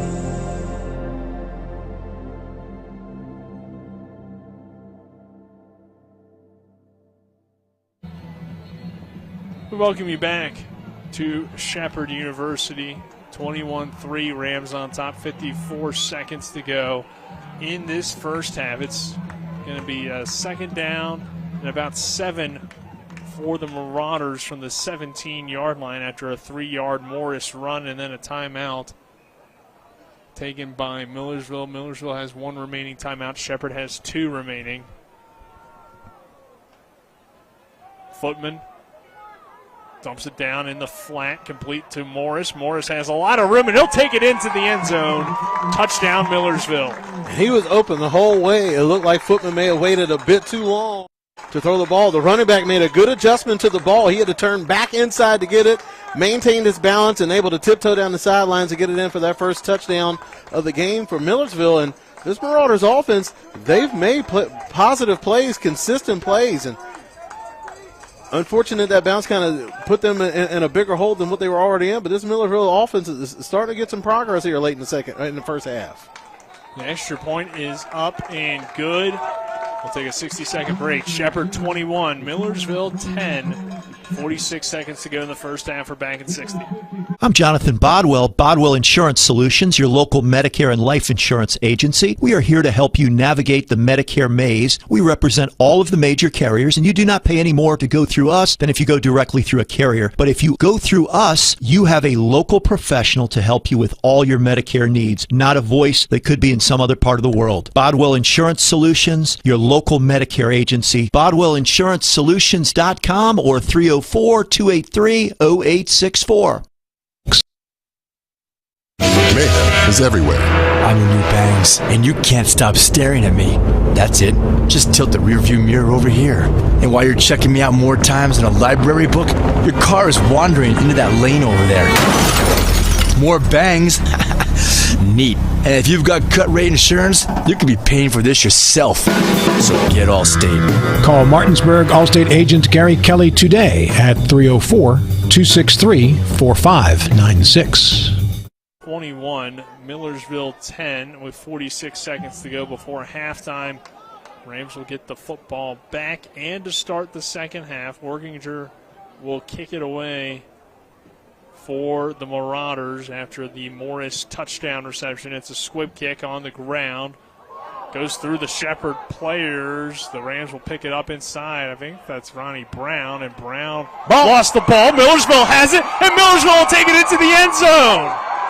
One of those plays where maybe Shepherd should have just fell on top of it, and that touchdown makes it 21-16 Shepherd.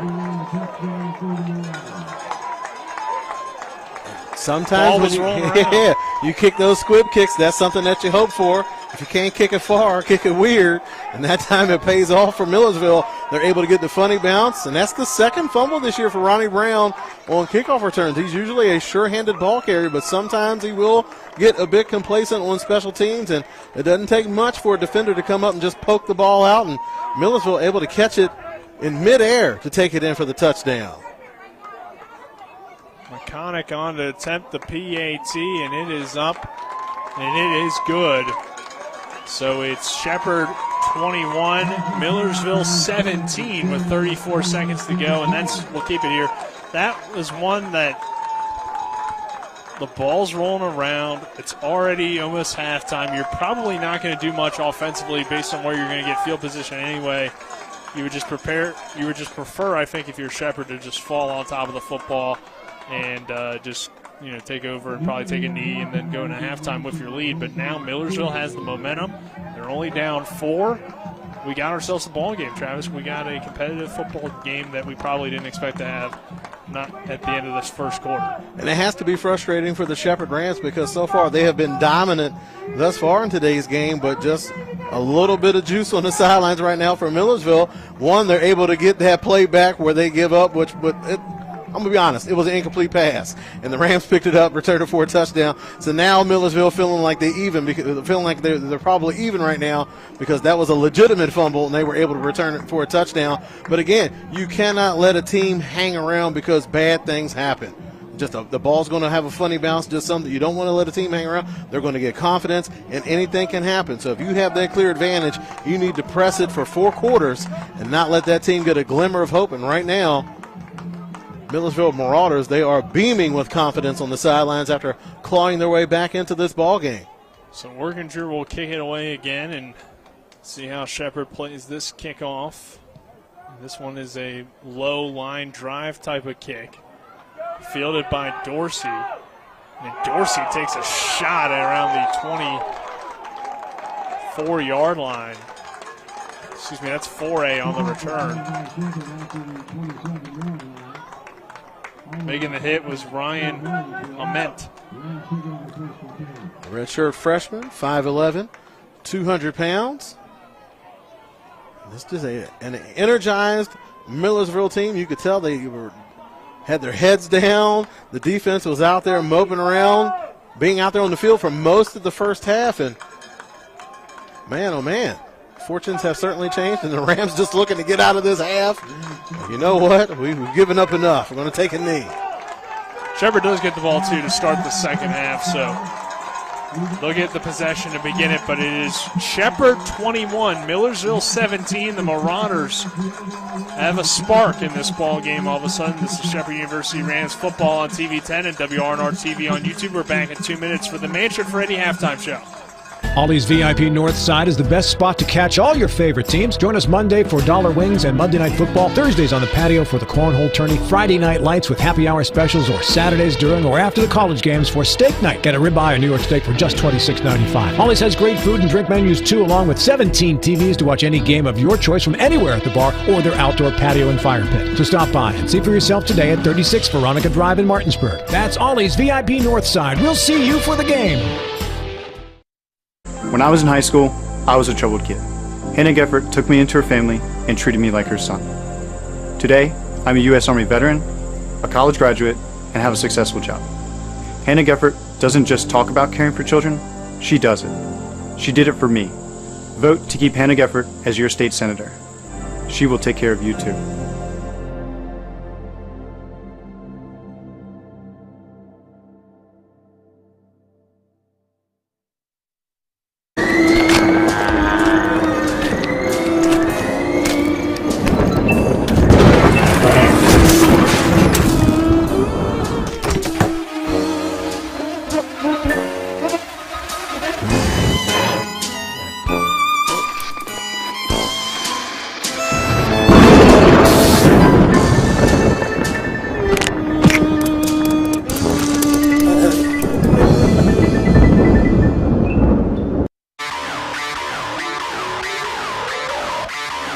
We're at the half. Time for a scoring recap, stats and analysis, scores from around the PSAC and Super Region 1, the Division 1 Top 25, and the latest on the West Virginia University Mountaineers and Marshall University Thundering Herd. Let's get it started as we go back to the field and rejoin our TV 10 broadcast team.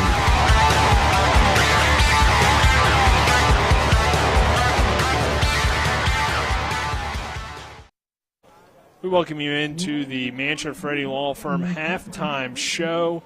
The Manchester Law Firm in Martinsburg, where it's about seeking justice for you. Go to wvjusticelawyers.com. Nick Verzoli, Travis Smith here, enjoying this one. Travis, 21-17, Shepherd on top here at the half. They are resetting the scoreboard here at halftime because, well, the Rams blew it out last week with 72 points, so their side doesn't go up anymore for some reason past 14. But it's burned out some light bulbs over there. But, I mean, we have a ball game where probably everybody that follows Division II football didn't expect the ball game here today between Shepherd and Millersville in terms of competitiveness. The Rams hold just a 4-point lead. Millersville with that big second quarter. It starts with Footman coming in at quarterback. I think that gave them some more confidence offensively to move the ball against the Rams defense. But also just some key missed plays by the Rams. You have an interception from Tyson Bagent on an underthrown pass that he rarely makes that mistake. You have then a Dorner dropped touchdown pass that could have really taken the momentum away from Millersville at that point. But also you get some luck if you're Shepherd with a fumble that was definitely an incompletion return for a touchdown from Dante Harrison. So that's kind of how we got to this point at 21-17. But and right now that's the difference in the game. Right now that's the difference in the game. The Rams 2 turnovers in the first half and just giving this Millersville team life early on in the game. It looked like the Rams are going to run away with this game. And Millersville proving that they are not going to go that gently, able to fight back. And one of the ways that they've been able to do it is being able to establish a consistent running game. They've been consistently effective running the ball with Jaheim Morris and also Marcus Pierce Jr. coming in to give him a spell at the running back position. And they're not trying to do it the way that the Rams defense would prefer them to do. They're not trying to do it on the edge. They're able to get those big physical runs up the middle, and maybe something where they looked at that Shippensburg game and saw the success that the Raiders were able to have running the ball up the middle, and it was something like early on in the game they weren't able to get those big gains, but they consistently kept banging away in the middle of that defensive front seven, and they were able to have success. And we see Millersville doing that same strategy again today. And Morris, a big physical runner. Also Pierce coming in. Also Pierce is, it's funny because Pierce is listed as the bigger of the two. Pierce at 200 pounds and Morris at 95 pounds. But it certainly seems like Morris is the bigger of the two running backs. And he has a very physical running style. So a lot of the yards that he is picking up are yards after contact. We'll give you some halftime stats here for Shepherd and for Millersville. Our first half stats are brought to you by Dynamark Atlantic Security, reminding you don't be a statistic. Protect your family, home, and business with the local alarm professionals at Dynamark Atlantic Security. Call Ben Copenhaver at 304-671-2158. At the half, Tyson Bagent, 17 of 24 for 173 yards and 2 touchdowns, plus that interception. He's also ran the ball 5 times for 30 yards on the ground. So an interesting day for Bagent in terms of running the ball. Not usually something he does a whole lot of, but he's had those openings against the defense, and he's taken advantage of it.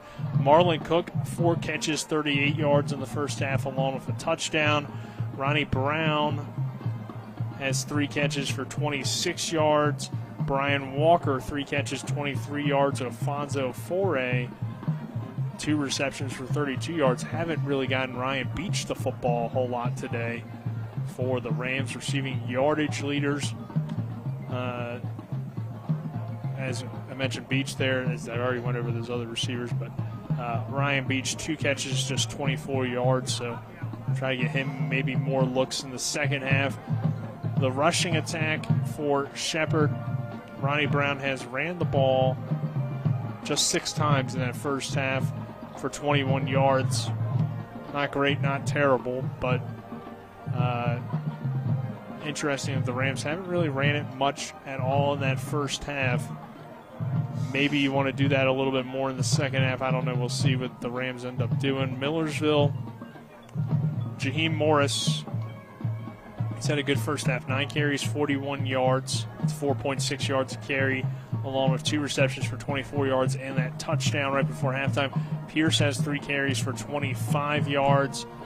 And then passing the football, we've seen Footman check in.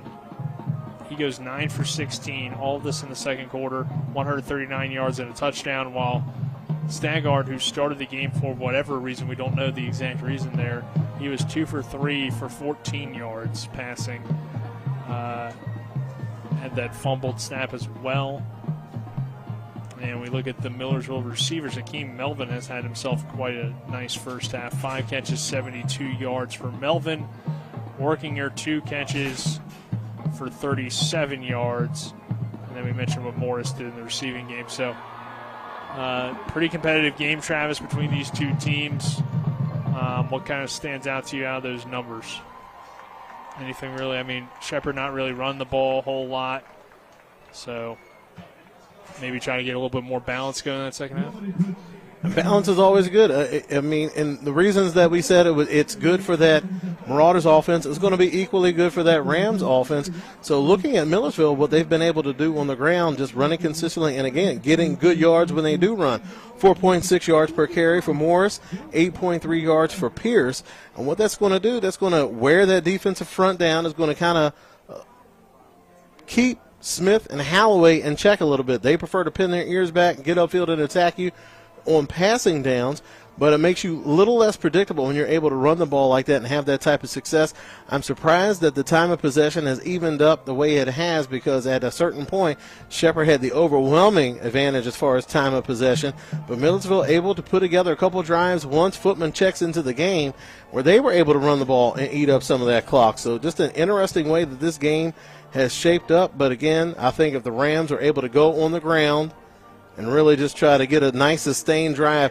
That Millersville defense has been out there for a while, so if you go out there and have a nice long sustained drive, that might be the one that breaks them down, that's going to open up some of those bigger passing games. But right now, Millersville is showing that they can make the adjustments. They got the talent on the field that's going to go out there and execute, and they're able to claw their way back into this ball game. So Shepherd cannot take this group lightly going into the second half, because that group, they're only going to come out more confident than what they started the game. So now you're in a dogfight. And these are the type of games that Shepherd, you're going to have to win. They had a tough game versus Cal PA. They had a tough game versus Kutztown. So now they're going to have to show once again that Shepherd can be a very explosive second-half team and go out here and put away these Millersville Marauders, or you're going to risk them hanging around and having a shot to win the game, possibly on a crazy play at the end. All right, we're going to take a 2-minute break. On the other side of that break, we'll hear from Colin McLaughlin back in the studio. He'll have a scoreboard update for you from scores around the country. Our score here at the half, Shepherd 21, Millersville 17. This is the Manchester Law Firm halftime show, and Shepherd University Rams football on TV 10 and WRNR TV on YouTube. If you're in an accident, the first thing that you have to do is call 911. You have to get medical care immediately. The next thing you need to do is call us.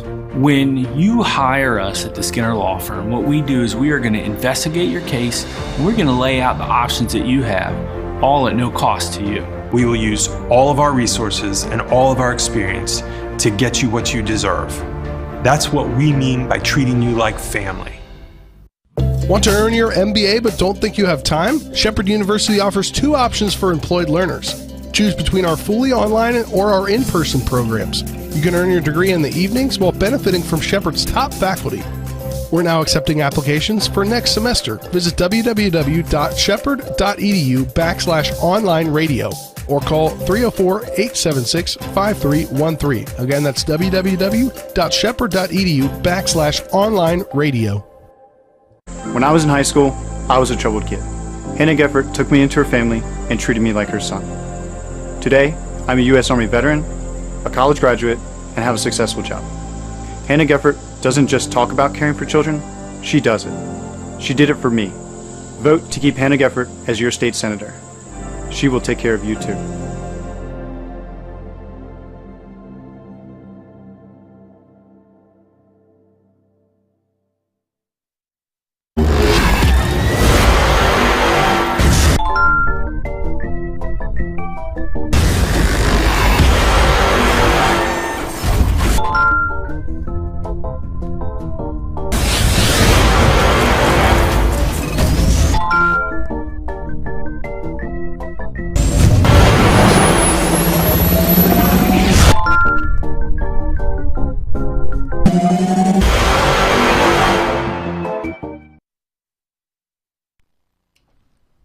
We welcome you into the halftime scoreboard show on TV10 and WRNR TV on YouTube. I am your host for the halftime scoreboard show, Colin McLaughlin, and we're at the half between Shepherd and Millersville as Shepherd leads by a score of 21-17. The Rams trying to stay undefeated and improve to 7-0 in Millersville on Shepherd's homecoming day, trying to upset the number 4 team in Division II football. Let's get some scores from around the Pennsylvania State Athletic Conference now, starting with IUP, who currently leads Edinboro at the half by a score of 35-0. So IUP looks like will remain undefeated and improve to 6-0 unless Edinboro can come back. In the first quarter, with 2:15 to go, it is Slippery Rock currently leading Gannon by a touchdown. And between Kutztown and Shippensburg, with 3:38 to go into the first quarter, it is all tied up at 7-all. And then lastly, with 2:15 left in the first quarter, it is Lock Haven at home leading Bloomsburg by a field goal, 3-0. Kicking off at 2 o'clock, it's Westchester and East Stroudsburg, and tonight at 6 p.m., it is California at Seton Hill and Clarion at Mercyhurst. Let's now get some scores from around Division I Top 25 college football. Penn State now leads Michigan on the road in a 10-5 matchup. The Nittany Lions lead 14-13 over Michigan. 5:24 to go in the second quarter. It is number 9 Ole Miss up by a touchdown as Auburn just scored to make it 21-14. 3:29 to go in the second quarter. It's number 19 Kansas down 2 touchdowns against Oklahoma, 28-14. And with 17 seconds left until halftime, number 22 Texas and Iowa State are tied up at 7 apiece. And lastly, currently going on in top 25 Division I football action, it's number 24 Illinois up by 6 against Minnesota at the half, 13-7. Kicking off at 3:30, it's Vanderbilt at number 1 Georgia, number 3 Alabama at number 6 Tennessee, number 8 Oklahoma State at number 13 TCU, number 15 NC State at number 18 Syracuse, and at 4 p.m. it's number 25 James Madison at Georgia Southern. At 7:30 it's number 4 Clemson at Florida State, number 16 Mississippi State at number 22 Kentucky, and at 8 p.m. it's number 7 USC at number 20 Utah. Those are your Division I college scores. I'm Colin McLaughlin for the halftime scoreboard show, where it's Shepherd on top of Millersville at the half by a score of 21-17. So we'll take a 2-minute break and then be back for the second half of action live from Shepherd Ram Stadium.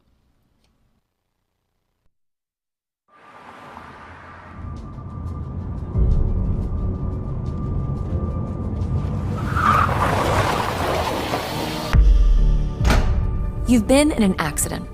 Why won't the insurance company pay? Because they're trying to save money at your expense. Call Mansion Ferretti for your free consultation. We have the experience to deal with the insurance company and get you the compensation you deserve. Mansion Ferretti, when you need justice. Ollie's VIP North Side is the best spot to catch all your favorite teams. Join us Monday for dollar wings and Monday Night Football, Thursdays on the patio for the cornhole tourney, Friday night lights with happy hour specials, or Saturdays during or after the college games for steak night. Get a ribeye or New York steak for just $26.95. Ollie's has great food and drink menus too, along with 17 TVs to watch any game of your choice from anywhere at the bar or their outdoor patio and fire pit. So stop by and see for yourself today at 36 Veronica Drive in Martinsburg. That's Ollie's VIP North Side. We'll see you for the game. I picked Shepherd University because I'm not just a number. One of the things that surprised me is how friendly everyone is. I like being able to walk down the street and have the professors recognize me by name. I'm constantly learning. But it also has taught me so much about myself and about what I want to do with my future. The location at Shepherd is amazing. Cities like Washington, D.C., Baltimore are only about an hour and a half away. You just got to see it. Once you see it, it just takes your heart. With Honda, every summer adventure is the destination. Take your adventures even farther with Honda, America's most fuel-efficient full-line automaker. For a limited time, well-qualified buyers can get a 2.9% APR on a 2022 Honda Civic and a 3.9% APR on a 2022 Accord or 2023 HRV. CMA's Honda of Winchester, 3985 Valley Pike. CMA, moving lives forward. See dealer for financing details. Exclude Civic SI based on EPA estimate of MY20 full-line automaker fleet-wide fuel economy 2021 EPA Automotive Trends Report. We welcome you back to Rams Stadium, second half. About 5 minutes away between Shepherd and Millersville. Just in case you end up, going into your car, keeping the game on your phone, and you drive by Rams Stadium, the scoreboard will read that Shepherd only has 14 points for the remainder of the game, but it is 21-17 Shepherd here at Rams Stadium. As they tried resetting it, it still is only doing that. So Travis will have to keep that in our head and be able to do math, but I think we'll be all right to not have to rely on the scoreboard. With 4.5 minutes to go before the second half, though. This is an unexpected close game, I think, for this first half, and Millersville's done a lot of good things. And what you're hearing, the phrase tossed about during halftime, this certainly could be a trap game for the Shepherd Rams. Looking ahead to Westchester, they realize that Westchester is probably going to be the last big test that they're going to have so far this season, but Millersville saying not so fast. You got to get past us first. And they've certainly shown up and shown out so far today, led by the young quarterback and Robert Footman Jr. Coming in, you knew he was going to be a hot shot freshman, put up monster numbers when he was in high school. Again, he was in that Lancaster Lebanon League that is comprised of 26 high schools in Pennsylvania. So you know he's facing top-notch talent, put up big numbers. He's continuing to show that they made a wise investment when they recruited him to come to Millersville, and he's provided a spark on offense, and the team is rallying around the young signal caller. Yeah, and Shepherd has. Maybe it seems to me like Shepherd kind of got a little comfortable, I think, when they got out to that 14-0 lead. And that's when Millersville really turned things on because they got Footman in the game, and Footman was able to just bring more to the offense. He brings more mobility back there and just, I think, more confidence maybe in the guys around him, have more confidence in him than maybe they did when Stegard was out there. And it's not all on offense because the defense came up with a couple big fourth down stops to put the ball back into the quarterback's hands. Special teams coming up, scoring that touchdown late in the first half to really chew into that lead for Shepherd. And again, like you mentioned, when you go out and you have such a tremendous game like you had against Lockhaven, it's easy for you to fall into that type of complacency, especially when you start out and have that type of success again the following week early on in the game. In your mind, you might have that tendency to go ahead and put it into cruise control, and Millersville letting them know that we are not Lockhaven, that you're going to have to play us 4 quarters of football, 3 phases of the game. And the Marauders right now are really giving the Shepherd Rams a run for their money. Yeah, and Shepherd here, second half. We'll see what the Rams can do. Typically, when we've seen this team in this kind of situation where, for whatever reason, the first half's a little bit closer than maybe you expected, or maybe the first quarter's closer than you expected, Shepherd starts to turn it on. Shepherd starts to play to the ability that they are capable of and put up a lot of points in the second half and end up pulling away. We'll see if that's the case. I mean, we've already seen it this season in kind of a different way. Not that they overlooked Kutztown in any way, but Kutztown had that lead. You know, the offense wasn't doing anything, and then second half, Shepherd just turns into Shepherd and the number one offense in the country. And we'll see if this second half is similar or if this is just Millersville's day to play spoiler. Millersville has lost 4 consecutive games to the Rams, so it's been a while since the Marauders have won in this series. These two teams have played quite a bit. The first matchup was way back in the 1930s, but then they didn't meet for a while and then met off and on from the 1980s to the mid-2000s, and then, of course, with Shepherd moving back to the Pennsylvania State Athletic, or moving into the Pennsylvania State Athletic Conference, the two teams have met yearly since then. And you mentioned that the Kutztown game in the second half alone, Tyson Bajan was able to throw for over 400 yards, threw 3 touchdowns, also ran a touchdown in. So a slow start usually bodes well for Shepherd because they have shown that they can really take it to the next level in the second half, and that's also a credit to the coaching staff because you go in there, you make your adjustments, maybe you throw around a couple 4-letter words to get the guys motivated, and those Rams, they come out in the second half and they really step it up a notch. So let's see if the Rams are able to flip that switch yet again against Millersville, but Millersville has proven to be problematic. They're being able to make plays in all 3 phases of the game, on offense, defense, and special teams. I'm sure Millersville's feeling like, hey, we could probably be in the lead because there were a couple missed opportunities early in the game where they had wide receivers running wide open down the field. So, again, you have a team right now, a young football team that's brimming with confidence, looking to steal one here from the Shepherd Rams. So this is setting up to certainly be an exciting second half of football here in Shepherdstown, West Virginia. Our second half kickoff as Millersville will kick it deep to Shepherd, who will go from right to left in this second half, is brought to you by the Neon Moon Tavern, located at 4529 Shepherdstown Road in Martinsburg.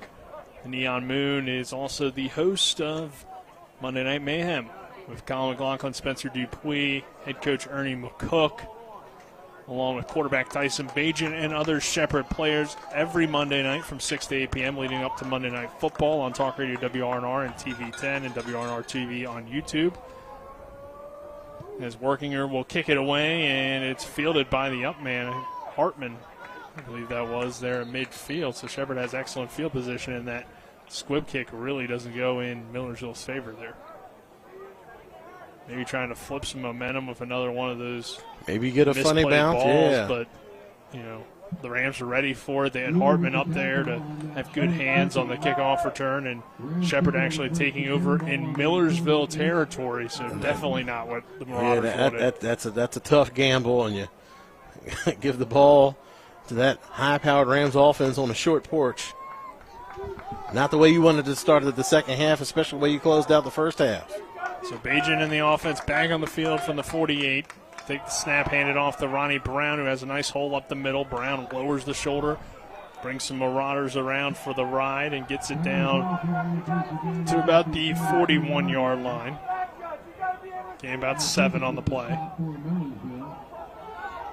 And we're starting just to see the maturation process of Ronnie Brown at the running back position, not trying to bounce everything outside. He's letting his offensive linemen do their work, and he's taking what the defense is giving him.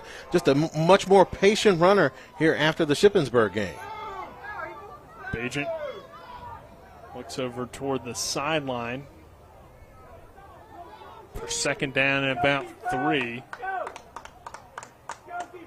Third quarter just getting started. Shepherd with a 4-point lead. Ronnie Brown dives across to the first down sticks. About a yard short, maybe. They are going to mark him a yard shy of the first. And not too often you see the Rams check to a run play. Almost never. Yes. But I'm like, when you have an elite quarterback like Tyson Bajan, and he's surrounded with and you have him surrounded by talented skill players on the perimeter. I mean, no secret why you would want to pass the ball as much as Shepherd does. 3rd down and 1 for the Rams. They'll go Brown again. So they are feeding the nation's leading rusher in terms of average yards per carry. It's a 1st down, Shepherd, to begin this second half. And that's kind of something we talked about at halftime. It felt like Ronnie Brown was running pretty well when he was getting the ball consistently, but just wasn't really getting it consistently. And Shepherd comes out with 3 straight run plays, pretty much all up the middle, and get the 1st down.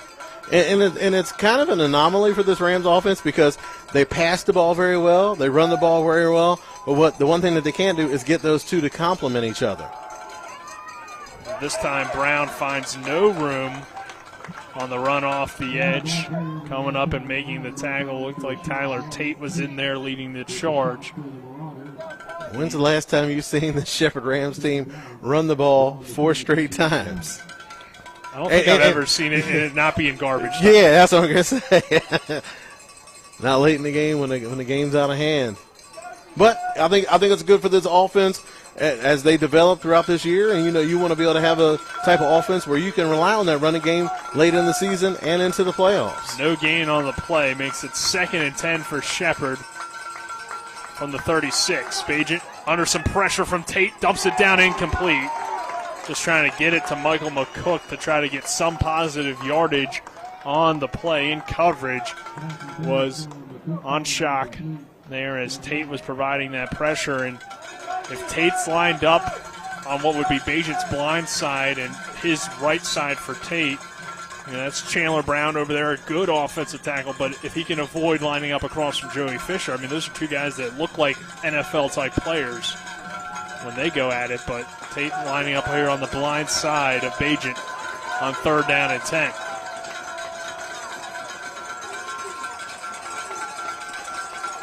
(21-17). Shepherd on top. Bagent takes the snap. Under heat again. Avoids the sack. Looks to run. Bagent running. It's going to be close. He spins off a tackler, and he is short of the 1st down sticks. Laying the boom initially was Tony Mansfield. And then Bagent just coming up short, trying to give it his all to get that 1st down. It will be 4th down and short, though, and the Rams are going to go for it. So maybe knowing that they're going to go for it, you would have liked to avoid the hit there, but Bagent's a big, strong guy as well. Bagent is a competitor, but on that one, you can't take hits like that. You're a quarterback. You make your plays passing the ball. You need a little bit more Floyd Mayweather, a little less Evander Holyfield on that play. 4th down and 1 for the Rams. Brown is the back. They'll go Ronnie. Ronnie Brown lowers the shoulder. Needs an extra push. It's very close. Millersville thinks they stopped them. And I'm starting to think that way as well, Travis, as we'll see. I'll have to find where Ronnie Brown actually came out of that pile, though, was the only thing, because where I thought he was is where Adam Stilley was, and then I never really saw him. I think they might bring out a measurement here. We'll see. And if you had to point to one thing that Rams offensive line, it may not be their strength, and that's blowing people off the ball. It's an offensive line that's built for skill, speed, athleticism, and high football IQ. But what they're not big maulers up front that are going to beat you up and blow you off the ball. So when you get in these short yardage situations, quarterback lined up in the shotgun or the pistol, it's really not an offense that's built to grind out those tough yards that's trying to pound the ball up the middle. We'll see. As here's the measurement. Just enough. And he did get it. By the length of the football. Also, I feel like sometimes on those big pile-ups, it's almost like the officials are just kind of guessing as well. Yeah. In terms of where that actually was. I thought maybe that extra push, though, did help Ronnie Brown get that 1st down after initially it looked like he was going to be stopped. But a very close play goes in favor of Shepherd with 11:52 to go in this 3rd quarter. It's 21-17. Rams on top, and the Rams are still driving. Millersville just proving to be very stout up front. 1st down and 10. Bagent in the pistol formation. McCook goes in motion from right to left. Play action. Bagent under pressure. Avoids the sack. Now spins away. Tyson Bagent making Millersville defenders look silly. And Bagent has a 1st down, or running hard, close to the 1st down all stick. kinds of flags on the play. Everybody threw flags on that play. I believe there was a rule infraction. I'm going to guess holding. It's Garrett Cox, one of the better linebackers in the conference, was right on Bajan twice, and he avoided the sacks. I mean, so in the way the guys were peeling back, it could have been something where there was a blindside hit. Probably a pick 'em on the play. Okay. Right below the waist going against Shepherd. And that's something like outside the tackle box. Like they'll allow those blocks below the waist, like inside the tackle box, right off the snap of the ball. But after the ball's been snapped and the play's been developing, you really can't do that outside the tackle box or down the field. And, I mean, the offensive linemen, they're just down there trying to make a play for their quarterback. But a lot of times when the quarterback is making those off-schedule plays, you really run the risk of an offensive lineman getting in hold or some type of penalty as a result of those plays going longer than expected. But those guys up front, they have a clock in their head just the way the quarterback does. So when they don't hear that whistle, there's a little bit of desperation that creeps in, feeling like you have to make a play for your teammate, and sometimes that can spill over and lead to a penalty. So the Rams are backed up. E.J. Morgan is the receiver to the near side. For Shepherd, and the offense all the way back here to the 36-yard line are the Rams. Bajan takes the snap, has time, throws it toward the middle of the field for Walker, and incomplete. One-on-one coverage. An excellent job by Steve Sweeney to knock it away for the Marauders. It'll be second down and 18. Sweeney did a good job on defense. I tell you what, Ronnie Brown did an awesome job on pass from the back. Look, he's doing a little demonstration to the sideline. Coach, I was moving my feet. He did an awesome job blocking one-on-one with Cox working off the backside. And Ronnie Brown able to come up, showing that he's a complete running back. Not only can he get the tough yards, catch out of the backfield, he can also come up and stone a blitzing linebacker off the edge. Tell you what, Ronnie Brown and Hartman have held up in the pass blocking situations today from the backfield. Brown, though, goes in motion this time. Bajan off pressure again on another Millersville blitz. Throws incomplete, intended for Ryan Beach. A great effort here on this near side to make the catch, but he was out of bounds before getting a foot in. And we're seeing Millersville more aggressive defensively as this game goes on. Started off, it was very much a passive defense, I think, at times, but the Marauders are bringing more blitzes. They're trying to get pressure on Bajan, and it's worked to this point. It will be third and 18. And they're doing a good job of not tipping their hand before the snap of the ball. The past couple of snaps, they've lined up 3 defensive linemen, look like they're going to drop back 8 in the coverage, and then as the quarterback gets into his cadence, you start seeing those linebackers creep up on the edge, and it's been enough to disrupt the timing of the passing game for the Shepherd Rams. Third down and 18. Bajan this time has plenty of time as there's only 3 rushers. A double coverage pass, and it's intercepted. Wanted to hit Marlon Cook. It's Sweeney coming up with the interception for Miller.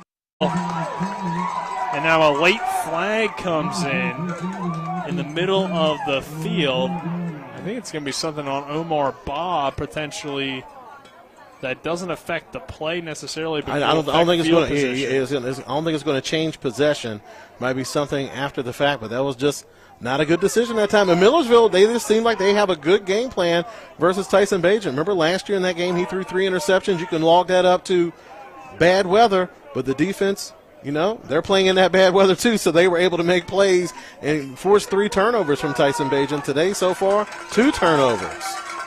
It's a good defensive unit. I mean, there's talent on the defense for Millersville. I think sometimes you look at some of their numbers and they may give up a lot of points, but I think a lot of those points given up are a lot of the times due to being on the field a lot because of not a high-powered offense yet. But it's a developing offense and a team that keeps getting better and better, it seems like, each and every week. So the call's unsportsmanlike conduct on Millersville, backs them up half the distance. And they have the ball on the 6-yard line, so you get a big play. Not the way you want to get your offensive drive started, but I'm certain that the Marauders are happy to get out of that possession without giving up any points. Yep, 10:46 to go in this third quarter. It is 21-17, Shepherd on top.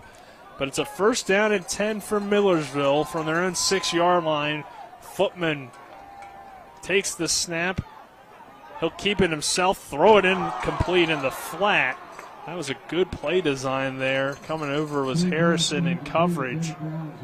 Unable to make the catch was Alexander, the intended receiver. And Alexander, you see his head turn upfield before he had the ball secured. And that time, they showed that play earlier in the game, but that time they used the pass off of it. So you do that zone play, then you do that zone read play, and then once you're able to show the defense that, then you come back, do the zone read, and have that bubble on the backside. And Marauders, like you said, good play design, just not able to execute it. 2nd and 10. This time they'll run Morris off the right side, and they'll find a few yards out to about the 9-yard line. Kyle Smith makes the tackle. You see that Rams defensive front made the adjustment. Millersville able to have success off of that counter play with the big tight end Workinger working to the point of attack. The Rams that time just having more bodies in that space, so not able to get that chunk yardage that they were able to enjoy in the first half off of that play. So 3-yard pickup. It's 3rd down and 7 for Millersville. Footman looking to do it himself, and he doesn't find much room. Tried to avoid Dwayne Grantham, but Dwayne Grantham, one of the best linebackers in the conference, just sat down and made the play for Shepherd to force it to 4th down. And Footman, like we said, he can run the ball, but the way he runs the ball, it's more a byproduct of quickness as opposed to speed. And you're going to have to be a speed demon to beat this defense of the Shepherd Rams. Like you're not going to be a normal quarterback and outrun this defense. Here's the punt from Banta. It's a good one. It goes over the head of Dorsey. He'll let it bounce around the 45, and it will roll inside the 45. That's where Shepherd will take back over. So 2 interceptions, potentially a drop touchdown from Dorner as well. And since the Shepherd Rams took an early 14-0 lead, this offense has been pretty quiet, Travis. And I think it started with that interception from Bajent where for whatever reason he underthrew the pass. And then that last one there was, I think, maybe a little bit of frustration where it's 3rd down and long or 4th down and long at that point anyway. Let's try to make a play, but it wasn't really there. And Shepherd turns it back over. So we'll see what they're able to do on this drive. Good field position again. Shepherd hasn't even punted today. But just 14 offensive points and 21 total on the scoreboard. Bajent throws underneath, complete to Ryan Beach. Beach has room to work, and he has a 1st down and more into Millersville territory. That's a guy you gotta get the football. He's just, after really setting the PSAC on fire last year, has really had a hard time finding his way in this new Shepherd Rams offense. We don't know if he's been slowed by injury, but certainly doesn't seem to be that explosive, dynamic player that he was last year. Also, you have to factor in opposing defensive coordinators have a year's worth of game tape on him, so he's not going to be able to sneak up on anybody anymore. Beach in the slot here on 1st down and 10. They'll go Cook this time, and Cook finds his way through the Millersville defense. Short, quick passes. Rams back on the ball after moving the chains again for another Rams 1st down. 8:45 to go in this 3rd quarter. It's 21-17. Shepherd, the scoreboard works once again, and the Rams are in the almost in the red zone.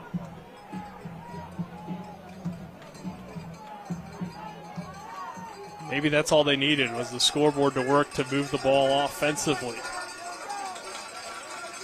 Bajent with Brown to his left.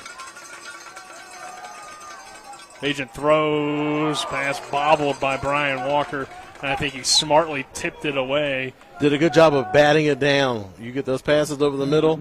Sometimes you don't catch it cleanly. The tendency is to bat it up in the air, and then at that point it's a toss-up of who's going to be able to come down with it. So a savvy veteran move by just batting it down to the turf and live to fight another day. 2nd down and 10 as Lozada was the man in coverage there for Millersville. 8:17 to go in this 3rd quarter. Bajent with 4 receivers set. One of those guys wide is the tight end, Brian Walker, as Brown goes in motion. This time he'll flip it out to Ronnie Brown. Ronnie Brown in space is dangerous. Ronnie Brown still on his feet. Inside the 10 and out of bounds. First down, Shepherd. Ronnie Brown made a few different defenders miss on that play and sets up the Rams now into Millersville territory in the red zone now. A little bit of rack, a little bit of yak. Run after the catch, yards after contact. First and goal for Shepherd now from the 7-yard line. Under 8 minutes to go in this third quarter. 7:45 we're approaching for the Rams offense. On that play, you almost have to feel for Lozada. You're out on an island trying to come up to tackle Ronnie Brown, who has a full head of steam. That's a tough defensive assignment right there. I'm surprised he didn't score, if I'm being honest. Yeah. First and goal from the 7-5 on the play clock for Shepherd. Bagent will feed Ronnie Brown. He'll take it inside the 5-yard line before he's tackled on the play by Keyshawn Jones. It'll be second down and goal for the Rams from about the 4-yard line after the 3-yard pickup. And his numbers may not be eye-popping this game, but Ronnie Brown is showing a lot of different facets to his game. On that one, able to be patient, run the ball up the middle, take what the defense gives you. He also shows that he can be very tough when it comes to pass blocking, and he's also very dangerous catching the ball out of the backfield. Second down and goal. He'll go Ronnie Brown again, and Brown is stopped that time. The initial pressure from Onshock really threw off the play, and then Jones came in. Looked like also Alex Pellegrin. Alasakis as well was in there for the Marauders. So it's third down and goal from the 4 for Shepherd. 6:25 to go in the third.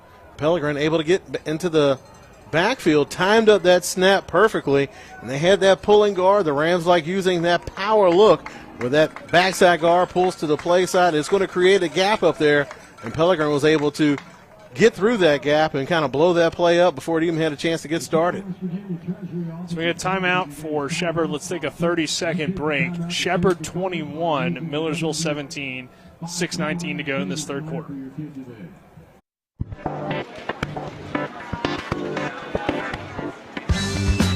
Laura. Hey, Laura.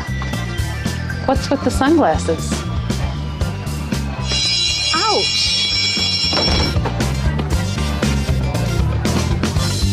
The word is spreading. Bechtel Jewelers is home to some dangerously brilliant diamonds. See the difference at Bechtel Jewelers in Inwood. Sunglasses not included. We welcome you back to Rams Stadium. 21-17, Rams on top. 6:19 to go in this third quarter. Third down and goal for the Rams from the 4-yard line. Tyson Bagent in the shotgun formation. Ronnie Brown is the running back. Kenny Edlund's out there as well to the near side for the Rams. Brian Walker, the tight end. Cook and Beach are the receivers to the far side, with Marlon Cook being the man widest. Now Ryan Beach will go in motion, and Bagent will take the snap. He'll look to throw, step up. Now looks to run. Ryan Bagent to the end zone. Touchdown, Shepherd. That's been there all day for Tyson Bagent. He uses his legs again, and the Rams extend the lead to 27-17 with 6:11 to go in this third quarter. And he's such a threat in the passing game. Most defensive coordinators are going to take that exchange. They'll say, I'll take the coverage, I'll take blanket coverage, and let him run for those yards. Tyson Bagent making them pay, making those defensive coordinators maybe second-guess themselves a little bit, maybe having to take a guy out of a coverage to account for his athleticism and mobility. Especially in the red zone. Jacob Haney on to attempt the point after, and it is up, and it is good. So it is Shepherd 28, Millersville 17, and a penalty on the extra point. Is this holding again on an extra point? Yeah, it is. So we're going to kick it again. Seems weird that it's such a bang play where you have enough time to grab a hold of somebody, but usually those plays happen like that on the edge, where you much rather get that holding penalty than let somebody get through and get a blocked kick. It's very possible that you just quickly get off, or somebody gets a good jump on you, and you're just sort of like, hey, I better grab you. Live to fight another day. So field goal or extra point attempt here for the Rams will go for about 38 yards as the extra point is up. And it is wide, so no good. Stays at a 10-point game, which is big for Millersville. 27-17, 6:11 to go in the third quarter. We're back at 60. I pre-planned my funeral to make it easier on my family. They were relieved to know I'll get just what I want. My family actually thanked me for taking matters into my own hands. Turns out having this awkward conversation wasn't awkward at all. Pre-planning is my choice. There are certain things about me my family may not know. Now they won't need to guess. The choices are yours. The peace of mind is theirs. Pre-plan your funeral with Brown Funeral Homes and everything will be taken care of. Find out more online at brownfuneralhomeswv.com. Brown Funeral Homes, here for you.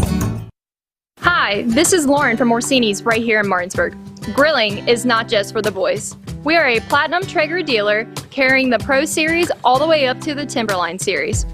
We have every flavor of wood pellets along with accessories, rubs, sauces. Not just Traeger, we carry Utz, Meat Church, Lanes, and Dizzy Pig. We also carry a full line of Yeti products. Orsini's has everything to complete your backyard. Visit us at 360 Hack Wilson Way or at Orsinis.com. All right, we welcome you back to Ram Stadium. Shepherd 27, Millersville 17. Jacob Haney kicking off, and that hold on the extra point takes a point off the board for the Rams. Melvin will just take a knee at the E in Shepherd, the first E, I should say, and that's where Millersville will take over at the 25 after the. It looked like Melvin was going to try to return that one, but he misjudged the kick and got past him. So why not make it? Don't want to make it harder on yourself than you have to. Go ahead and take the knee. We've already seen fumbles on kickoffs today, so you want to be get your team probably their best starting field position of the day, minus the turnovers. One of the better ones, yeah. Because Shepherd's really had it on the Millersville side of the field. I think. Yeah, besides turnover on downs. Figured that Rams kickoff unit got a lot of work last week, so they've been on point to start today. Footman in the shotgun formation.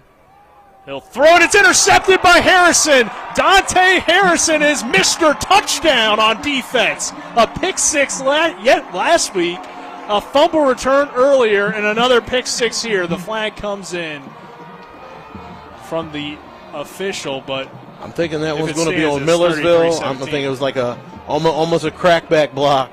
Journey Dunbar was making his appeal to the refs because he was the one that took the brunt of the hit, and a miscommunication between Footman and Melvin on that play as Melvin continues to run down the field. Footman thought he was going to break out, and Dante Harrison was able to diagnose it, jump the play, and get into the end zone for his second touchdown of the day.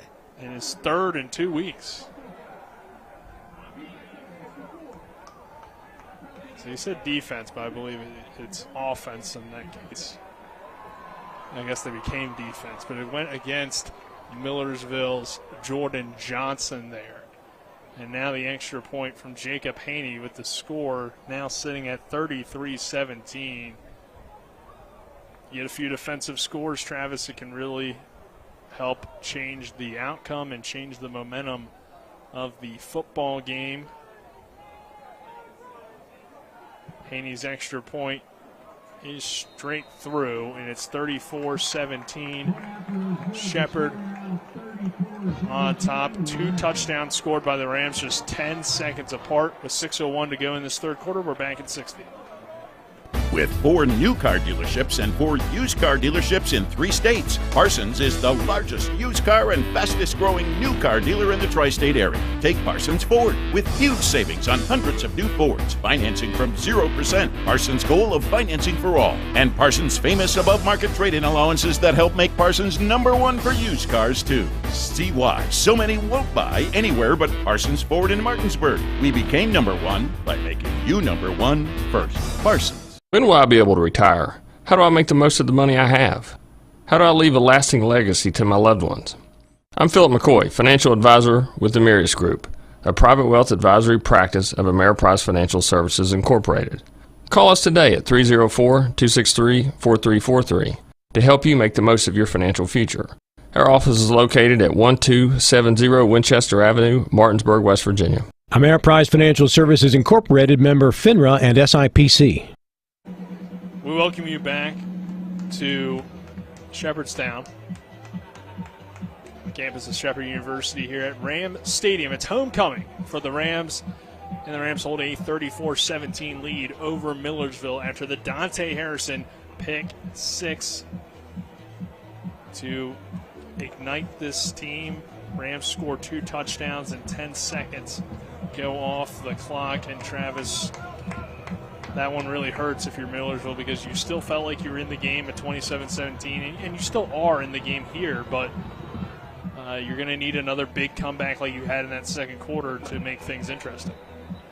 I mean, you have to fight so hard to try to create extra possessions for your offense, and then that progress is negated by a couple of turnovers that turn into instant points on offense. So Millersville just, again, up against a very tough ball club. And again, the Rams showing that they are a second-half team to be reckoned with. They go in, and that's a credit to the young men out there on the field, and especially to that coaching staff. Whatever they're saying to them or the adjustments being made at halftime, they have proven to be effective so far this season for this Rams ball club. And another thing here, this secondary, while they are young, they have played extremely well this season. I feel like at times for Shepherd is running there. On the outside was Pierce, and Pierce has it stacked up. I mean, we got Clayton Batten, who's made some plays. Kevin Counselor coming up and make that tackle. Batten's made plays, obviously, against the Kutztown Golden Bears. He owns Kutztown, it seems like. Harrison now back-to-back weeks with pick 6s, along with a fumble recovery for a touchdown here today. Keyshawn Haley is leading the team in tackles. We've seen good things from Christian McDowell as well, the other safety, so it's a good unit. Pena, kind of a safety linebacker hybrid, has done a nice job as well. Here's a ball that comes out on the exchange between Footman and the running back. Good awareness, though, by Footman to get it back. Kyle Smith makes the tackle, and quickly it's third down and long for the Marauders, about 3rd and 8. And early on, Millersville is just very impressive with the poise that they were able to show on offense, and now looking a little bit rattled here in the second half. And when you have those plays where you have that zone read action happening in the backfield, it just puts such an emphasis on that clean mesh between the quarterback and the running back in that exchange, and sometimes those fumbles are going to happen. 3rd and 8, Footman throwing, complete to Alexander, and he is hit hard and brought down. Looks to be a yard short of the first down marker. One of the veterans there in the secondary, Donnell Howard, coming up and laying the boom. And Millersville will be forced to send Banta out there and punt again. So 17. Shepherd on top, 4:18 to go in this third quarter of play between Shepherd and Millersville on homecoming. Rodney Dorsey trailing back on the punt return for the Rams. High kick from Banta. Dorsey, Fields looks to go to work. Doesn't find much room, though. Good job on the coverage by Millersville, as coming up and making the tackle was Hakeem Melvin, the wide receiver, doing his thing on special teams. Banta proving that he is among the best, if not the best punter in all the PSAC, East and West. Not only does he get distance, he also gets excellent hang time, allowing that coverage team to get down there and envelop the ball carrier. And he can be held responsible for a lot of the Millersville defensive success because he tends to put the offenses in tougher field position. So it's important to have that good quality punter, and we've seen that from Banta today with Millersville. Even if they were to lose, he's done his job. That's all you can really ask from him. Here's Ronnie Brown making people miss, shedding off tacklers, and eventually going forward and out of bounds. And Lozada had 2 chances to make the tackle on that play, and whiffing on the first one, but on the second one was able to push him out of bounds. Ronnie Brown even gets some oohs and ahs from the Millersville faithful over here. He's that type of player. He's exciting to watch. Yeah, I mean, he's a guy that you never know what he's going to do, and sometimes it can be costly, but sometimes it can be electric, and we've seen both today from Ronnie Brown. The Rams leading, though, 34-17, and here's the electric. There goes Ronnie Brown across midfield. He can outrun the entire Marauder defense for the touchdown, Shepherd. Just a huge hole up front that time for the Rams, running right behind Wyatt Pelicano. Ronnie Brown able to make that play practically untouched. Great job up front by that Rams offensive line, creating that scene for, again, a very electrifying and dynamic running back in Ronnie Brown. 66-yard touchdown run for Brown. Extends to 40-17 as this third quarter, Travis, has been what we kind of talked about at halftime. Shepherd has the ability to just turn it on and turn into the team that we are used to seeing. Jacob Haney on to attempt the point after, and the kick is up, and it is good. Shepherd 41, Millersville 17, 3:15 to go in this third quarter. We'll take a break and we'll be back in 60 seconds.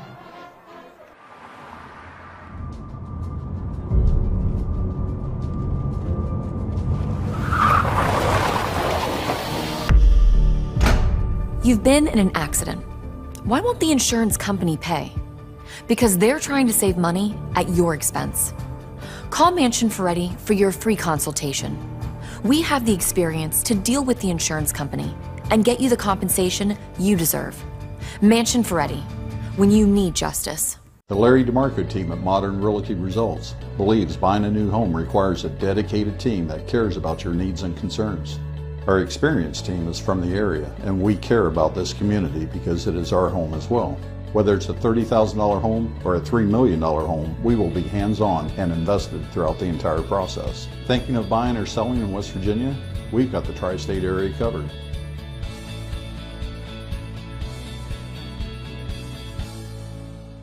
Welcome you back to Shepherdstown, West Virginia, on the campus of Shepherd University here at Rams Stadium. A beautiful day for football in October.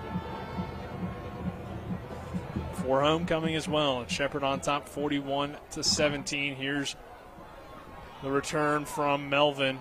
Melvin finding some room, still on his feet, and eventually brought down.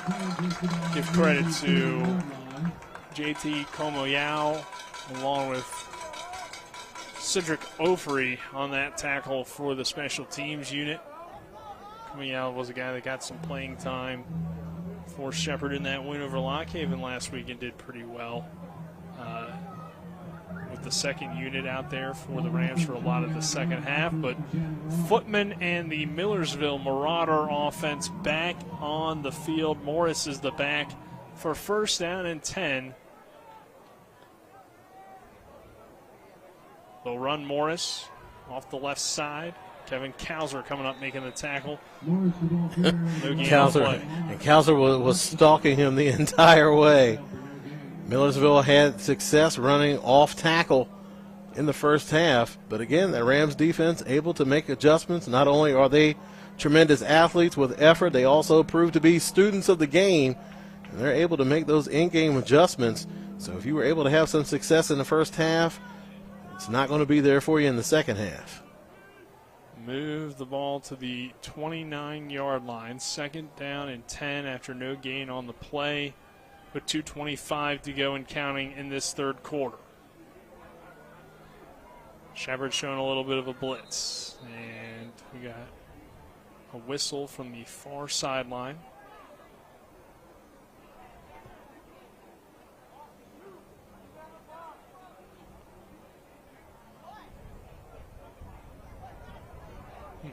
Not certain what that call was. Maybe the play clock was never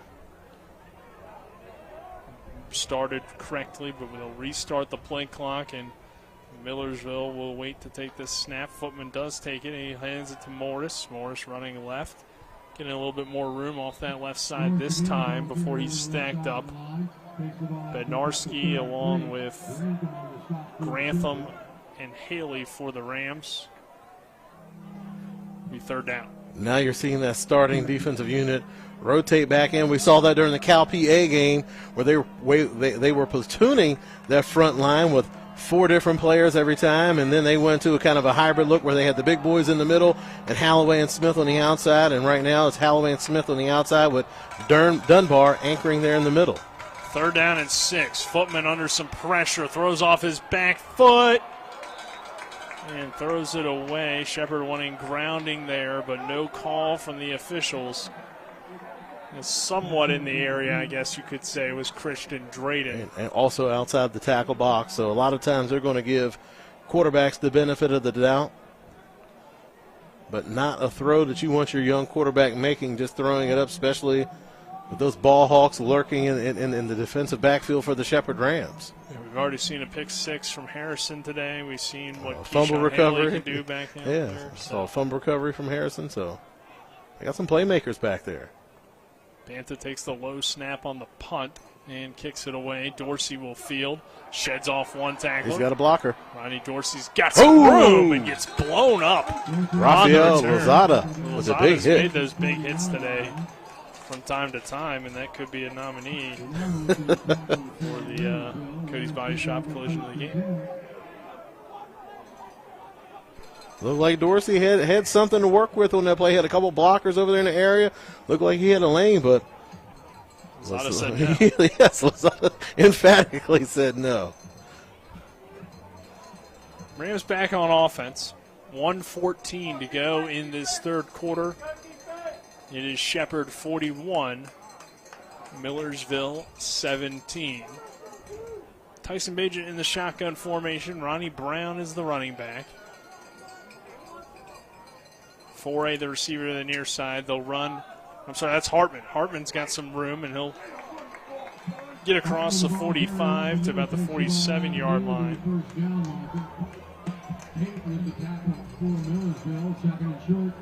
Musselman product running well for the Rams.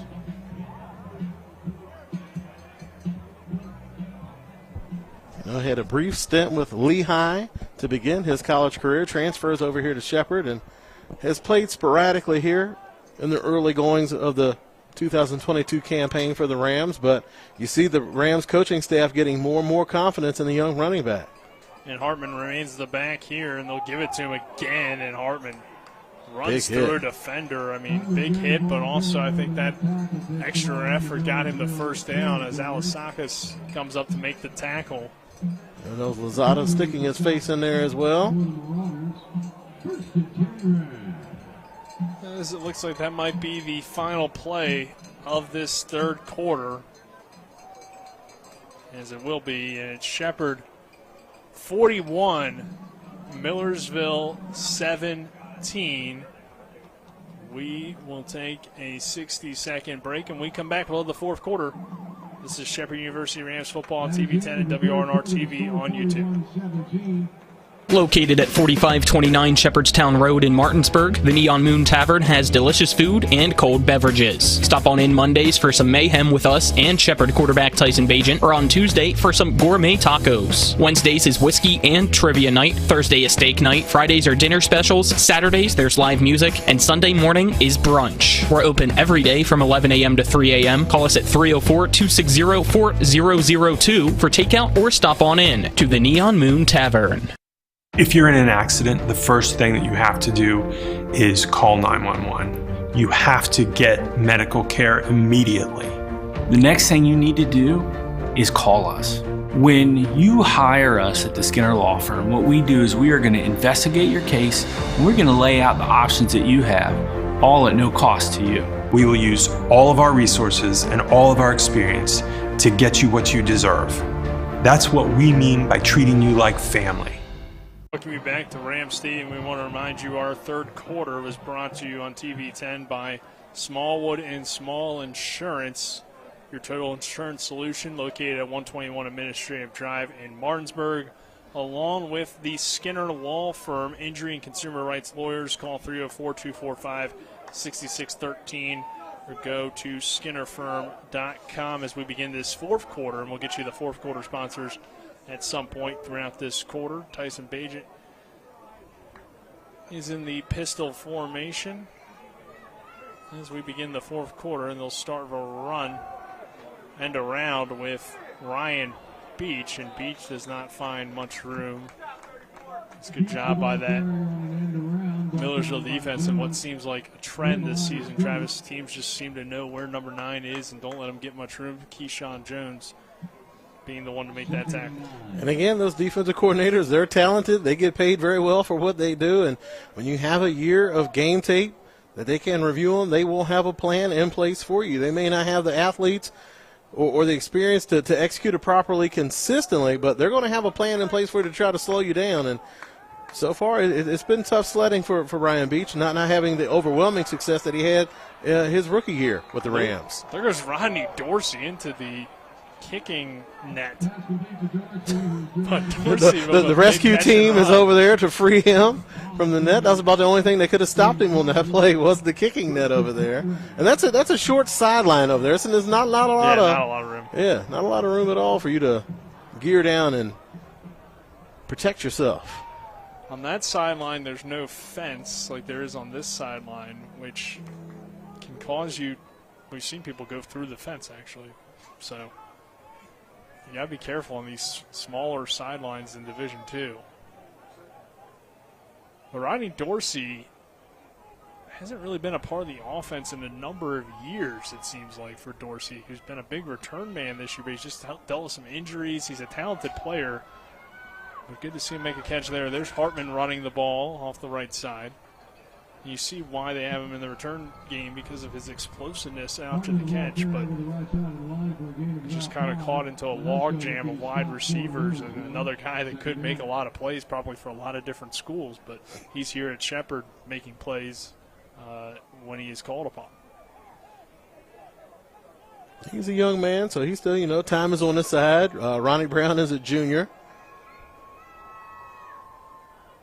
And you figure that the offense, historically looking at the Rams offense, it hasn't been that high-power passing attack. A lot of times the Rams have had their success pounding the ball. They've always had that bell cow running back. So you're a running back, you understand why a football player would want to come here to Shepherd because you're going to have a skilled offensive line in front of you. You know that they're going to want to run the ball. And when you have the complement of a Harlan Hill quarterback behind there, you realize that you're going to be going up against lighter boxes as opposed to a team that doesn't have that passing threat where the opposing defenses could load up the box and dare you to beat them with the pass. Nobody's daring Tyson Bajan to beat them with the pass. They're going to sit back in coverage and go a little lighter in the box to try to eliminate those explosive plays in the passing game. Yeah, that's kind of been the case today. It's 41-17, Shepherd on top. Agent's been able, though, to do some good things with his legs. We'll get his official numbers in the postgame, but over 40 yards rushing it, I do believe, as he was around 30-something at halftime, and has had a few decent runs here in the second half, including a touchdown run that I think helped spark the Rams' offense here in this second half. As Bajan in the shotgun formation, Ronnie Brown's back as the back. McCook is in the ball game as well. And they will run Brown. He'll slowly move it forward inside the 20-yard line. Again, just running patient. You know the big plays are going to be there. You got the instincts to find those plays, but what are you going to do when those big plays aren't there? Are you going to be patient enough to take those 1, 2, 3-yard carries that's going to set up those home runs?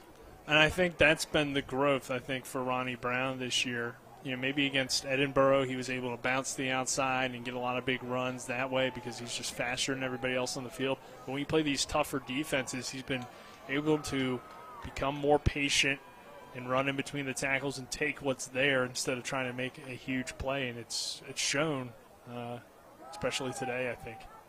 Bajan under some pressure again, avoiding the sack, lost the ball. Millersville has it. Bajan gives it up, and there it is, the Harlan Hill nominee from a season ago, Tyler Tate, causing the pressure and recovering the fumble to get Millersville the possession back. One thing I think Tyson Bajan will have to work on if he wants to play at the next level is that ability to hold on to the ball in the pocket, because we've seen a few fumbles this year that just really hurt. What's going to be huge for him, they're going to measure the hands. Yeah. And it's literally going to be the tail of the tape. So when we get there, and it's tough because you consider his body of work that he's had in college, but once you go to the next level, they're really not looking at that too much. They want to know physically, can you do the job? We'll have to wait and see, but I mean, the number one pick from a year ago was criticized for small hands and Kenny Pickett. So I don't know if Bajan has small hands. I never actually measured him or shook his hand. But you never shook his hand? I probably shook his hand in an interview, but I don't know. I mean, I don't really compare hand sizes. But it's something, because they're going to be looking at every single aspect of him, and that's something that they're going to that's a question that they're going to have to answer. Especially if he gets that combine invite, as here's a run up the middle for Morris, bouncing off tacklers. Morris, good running today. He kind of got bottled up there in the third quarter. The Rams really just kind of blew things open in the third quarter, but looked like Millersville looking to get back to their ground game here in the fourth quarter because they're building towards the rest of this season. They want to continue progressing and trending in that right direction. Like we mentioned, coming in on a 2-game win streak. They feel like they have a young core, and they want to keep going in that positive direction as the season unfolds. There's some pressure off the blind side. Ortman just... It's duck season here in Shepherdstown, West Virginia.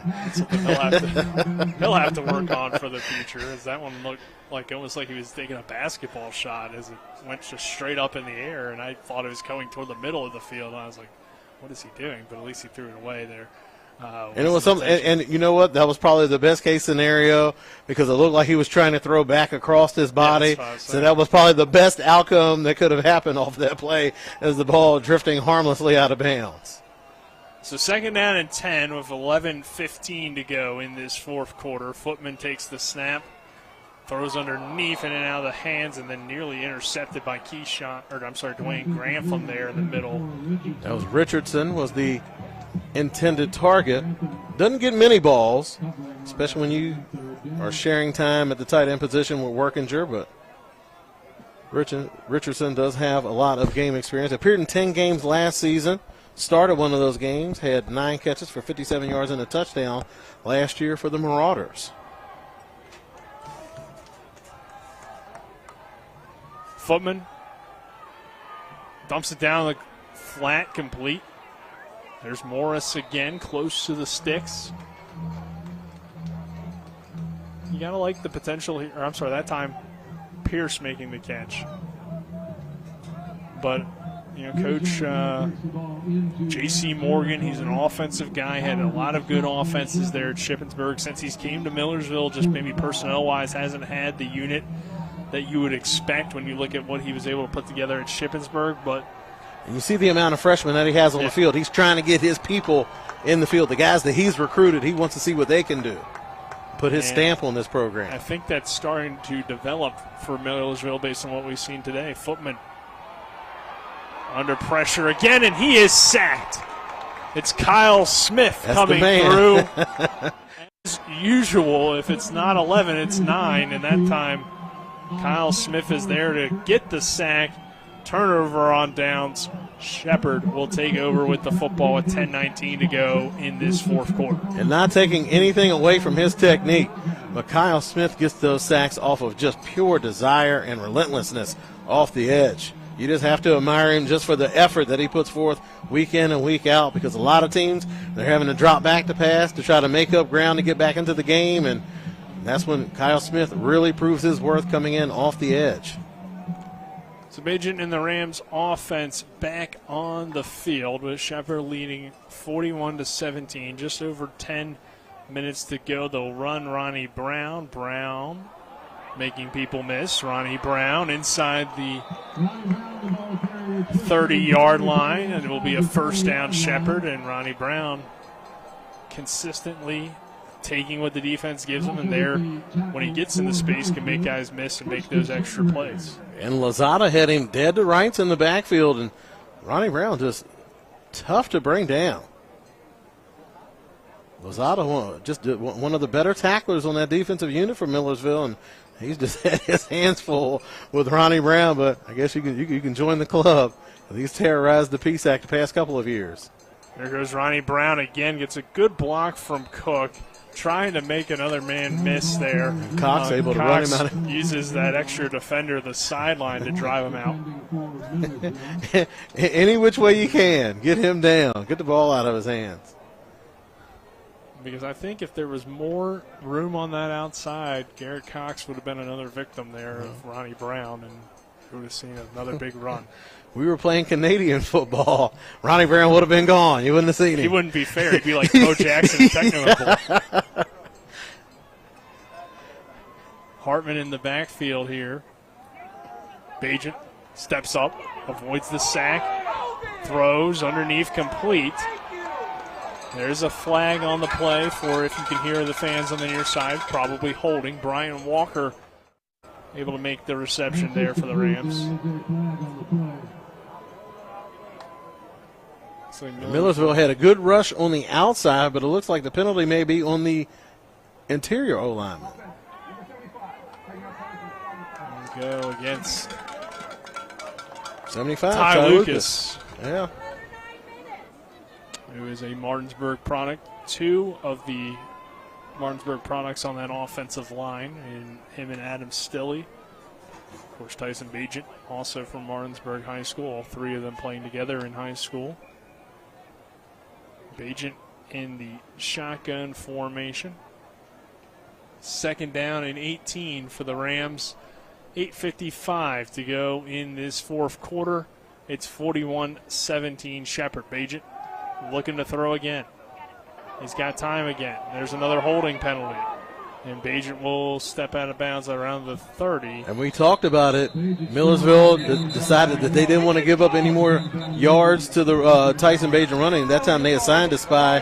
They had Isaiah Onashak on that assignment. I think this one's going to go against Pelicano for holding.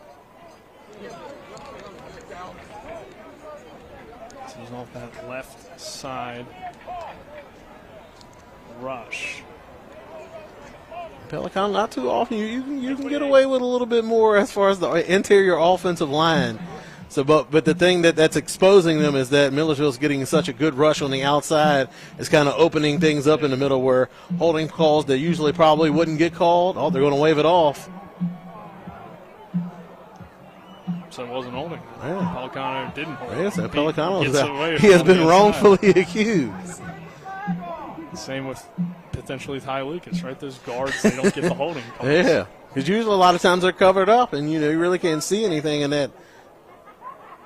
All that traffic down in the middle of the field. Unless it's just one of those situations where you just got to tackle a guy. Yeah, he just tackles them. But it's true. Obviously, the tackles on the outside going to be a little bit tougher to get away with holds. So, and a lot of times, if you run a lot of plays on the perimeter, a lot of run plays out, and your wide receivers are out there, you'll pick up a lot of holding penalties through that as well. Third down at about 12 for the Rams. Hartman remains the back with 8:35 to go in this fourth quarter. Bajent in the shotgun formation. Cook, the receiver the near side, he'll take the snap. Bajent gets hit as he throws and intends for Ryan Beach, and the pass falls incomplete. And Cox put a big shot in on him that time. Game 3. Right. They've been pretty creative on the Millersville sidelines as far as using Cox. They've used him rushing off the edge that time. More of a stunt where he works inside, and that's always going to be tough for a quarterback to try to negotiate his way through their pressure right up the middle. That's something that's going to neutralize the best of quarterbacks is when they get pressure in their face right up through the A-gaps. Fourth down and 12. Shepherd hasn't punted today. Why start now? Even with the 41-17 lead, the ball is on the 35-yard line of Millersville. Bajent throwing down the middle of the field for Brian Walker. It's caught inside the 5-yard line all the way down to the 1. Walker wanted the touchdown, but he's still fired up for getting the first down for Shepherd. Nick Freewald, the safety in on the coverage, the 6'1", 190-pound grad student. And Tyson Bajent, when you give him time, he's going to be able to pick the defense apart, and that was the case. Millersville, they've been doing a good job as far as mixing it up, as far as going coverage or going pressure. And that time, electing to go coverage and not getting that pressure, and Tyson Bajent was able to diagnose the hole in the defense and Brian Walker's just tough. He's just a tough cover over the middle of the field. Hartman the back, McCook the fullback. Morgan going in motion from right to left. They'll go Hartman. Hartman up the middle, plunges toward the end zone. It's close. He's on a pile of bodies, but they're going to mark him short. Just short of the end zone is Blake Hartman. It'll be second down and goal from the 1. We know who to watch here, Travis, number 47.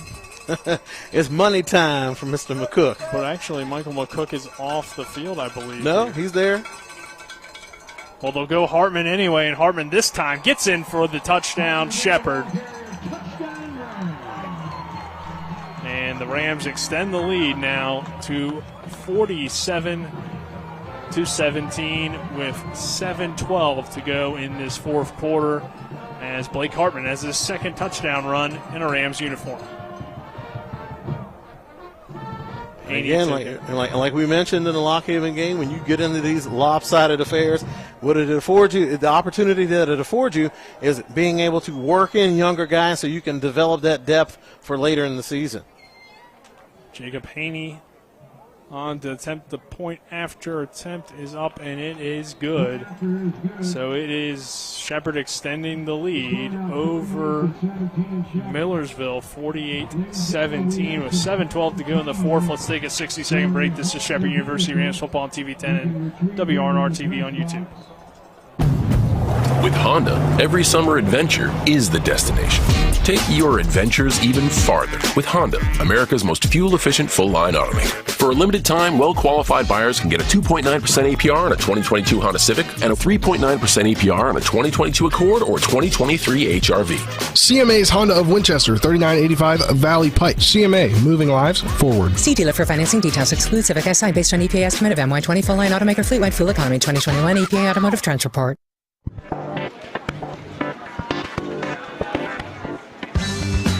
Laura. Hey, Laura. What's with the sunglasses? Ouch! The word is spreading. Bechtel Jewelers is home to some dangerously brilliant diamonds. See the difference at Bechtel Jewelers in Inwood. Sunglasses not included. Welcome you back to Rams Stadium as the Marauders return the kickoff here. Travis, you good with your beef with the Bees? I am. They got beef with me. You had to give the warning before we came back from break, as the Rams leading here 48-17 over Millersville. Be interested to see if Footman runs back out there or if they go with Stegard, because I saw him kind of warming up and I didn't know if maybe they felt like Footman's day could be done at this point because of how the game has gotten out of hand, and that does appear to be the case. Stegard will run back out there.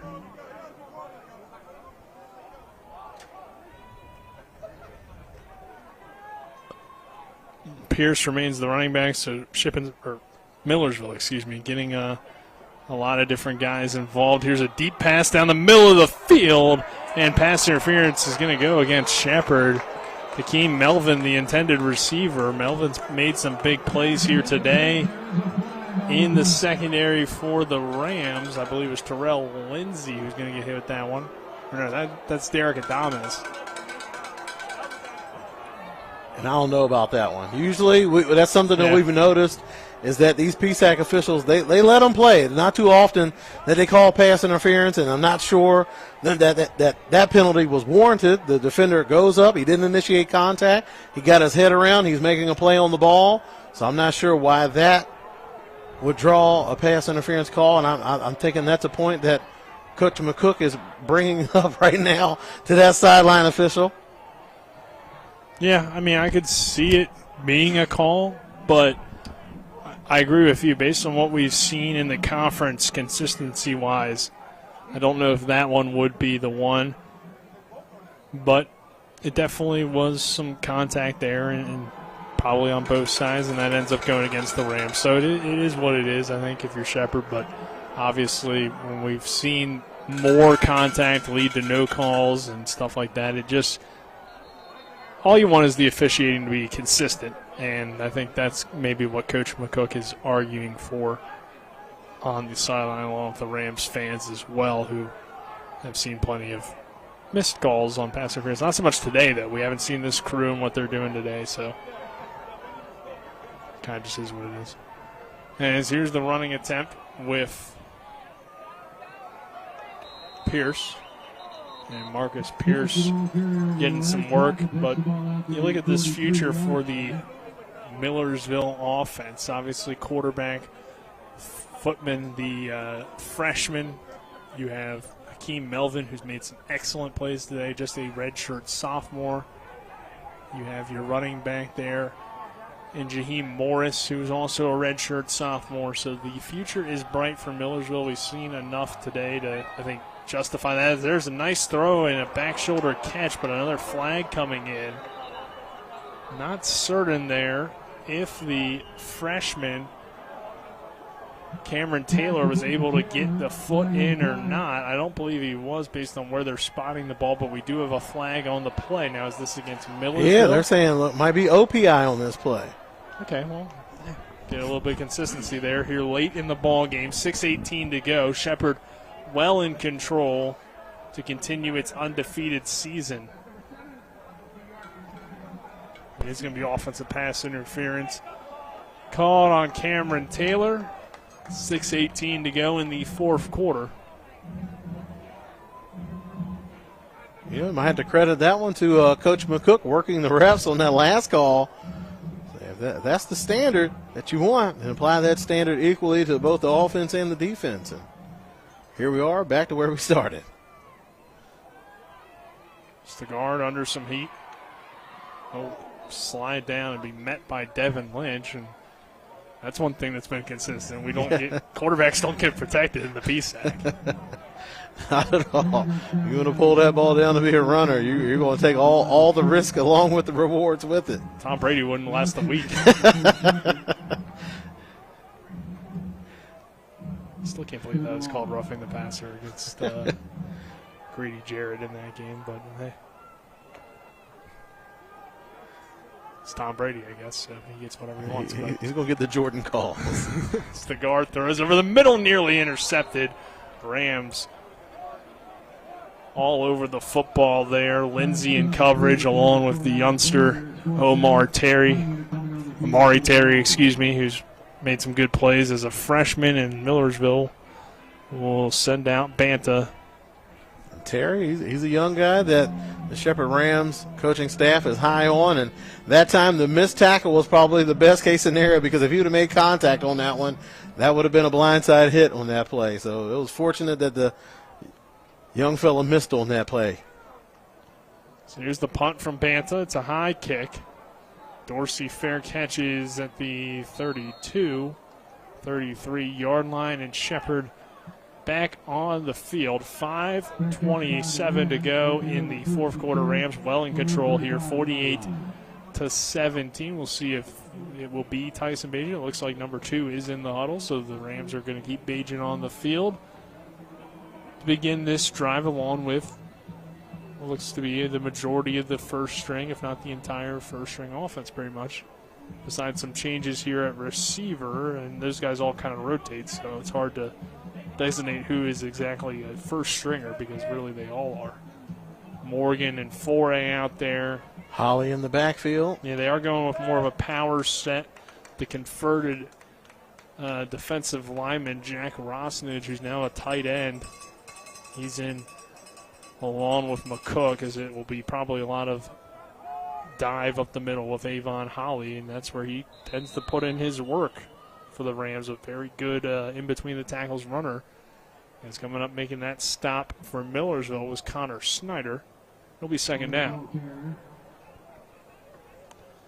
Thought maybe we'd see Etchinson for a little bit too, but he's not going to get snaps here. He's played pretty well in that Lockhaven win for Shepherd, as the Rams were able to get all of their active quarterbacks on the field. Only one that didn't get in was Sammy Roberts, but Roberts redshirting in Division II. You can't play at all or you lose your red shirt. opposed to in Division I where you're allowed to play 4 games, which is a newer rule, but still kind of interesting there. Here's the handoff to Holly. Find a little bit of room across the 40-yard line off that left side. And Holly, very smooth running style, but you can just tell he just doesn't have that burst that Hartman has.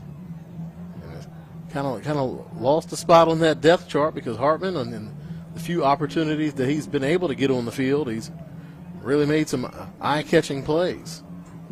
Yeah, and it's not so much that Holly isn't a talented runner, it's just Hartman's really good. Yeah, and Hartman's done the most of his opportunities, I think, and Avon Holly got a few opportunities early in the season, really didn't, for whatever reason, get a whole lot of positive yardage, so just has that extra gear there in Hartman, but Holly's still a talented player as well that I'm sure the Rams are excited about. There's Ryan Beach with a reception and a first down for Shepherd. The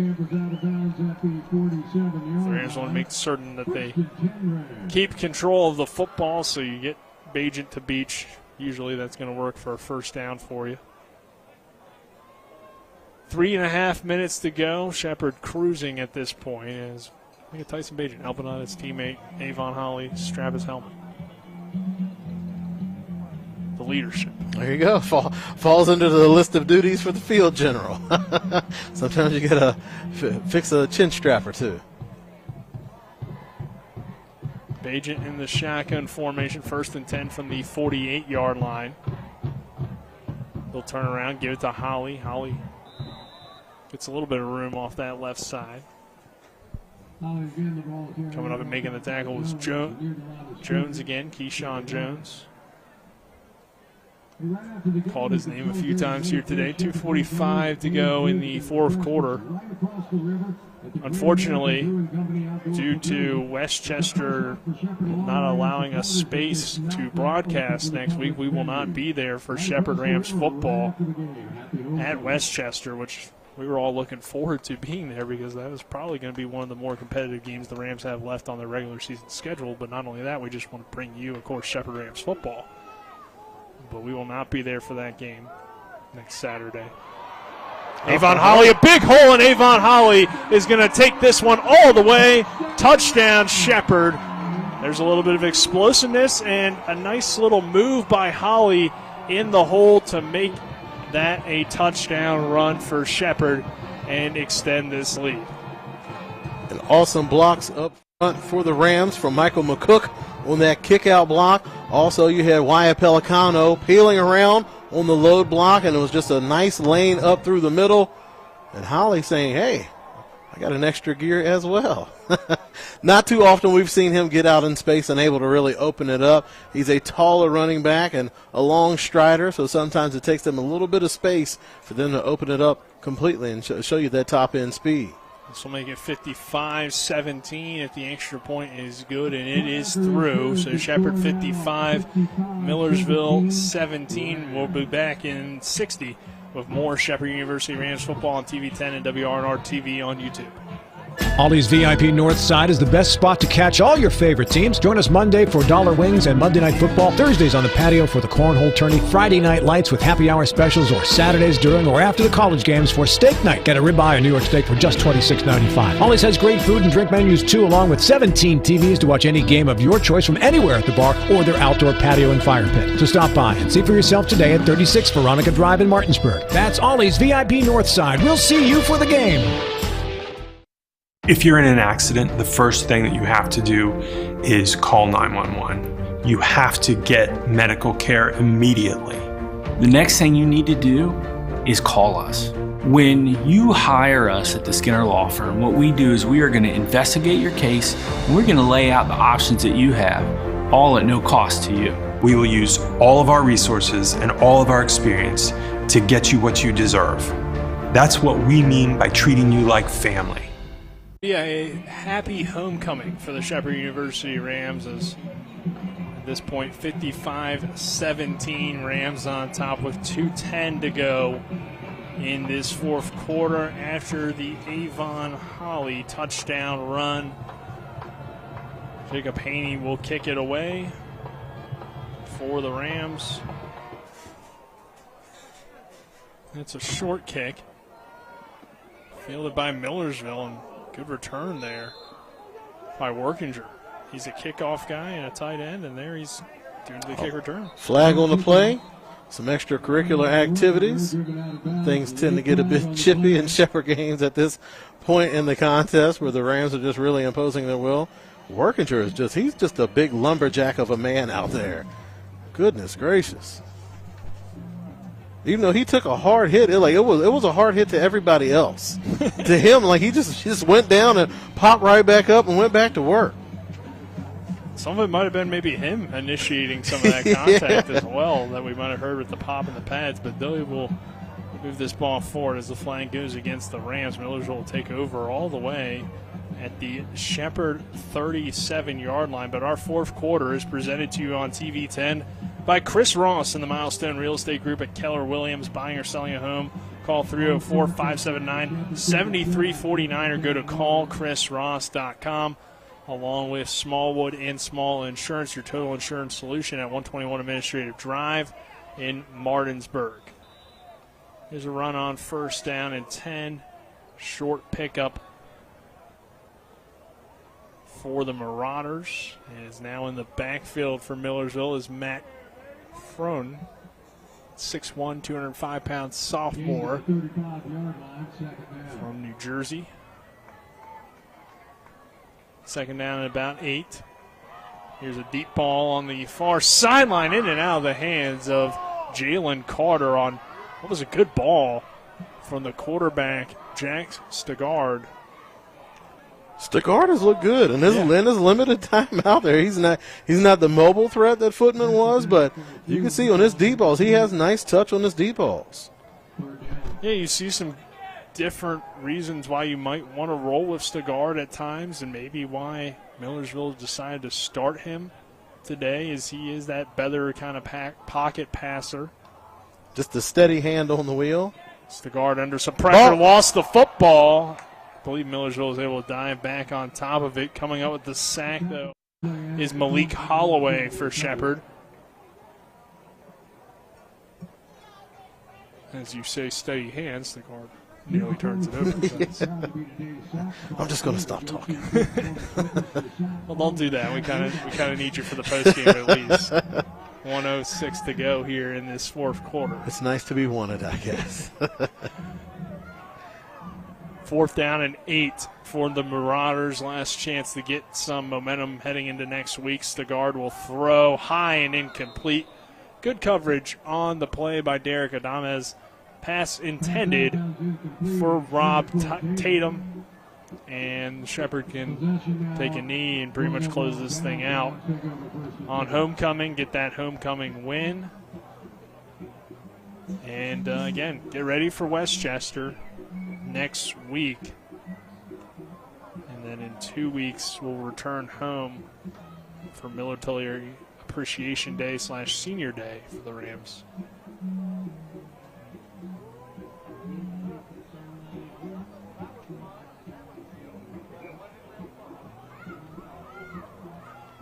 So Bajan in the offense, out to take this final snap or two. Here's the knee, and that will be one of the last ones they had to take through the play clock.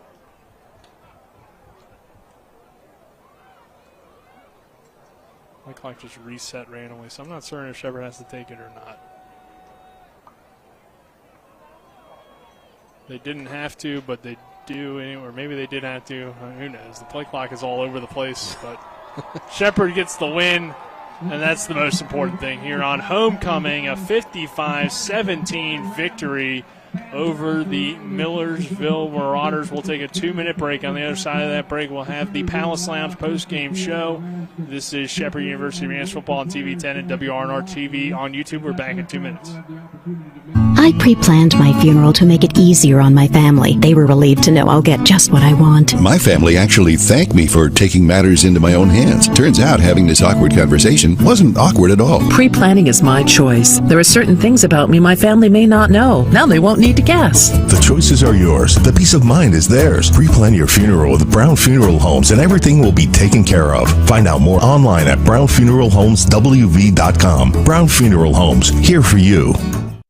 If you're in an accident, the first thing that you have to do is call 911. You have to get medical care immediately. The next thing you need to do is call us. When you hire us at the Skinner Law Firm, what we do is we are going to investigate your case and we're going to lay out the options that you have, all at no cost to you. We will use all of our resources and all of our experience to get you what you deserve. That's what we mean by treating you like family.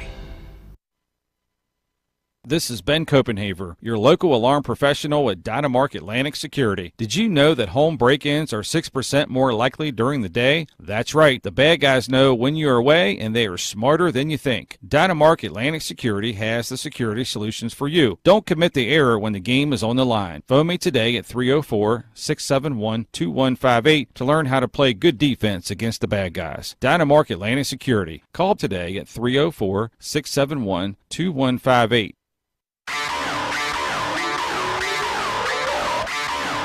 It's the Postgame Show. As we recap the scoring, bring you stats and analysis, scores from around the PSAC and Super Region 1, the Division 1 Top 25, and the latest on the West Virginia University Mountaineers and Marshall University Thundering Herd. Let's get it started as we go back to the field and rejoin our TV10 broadcast team.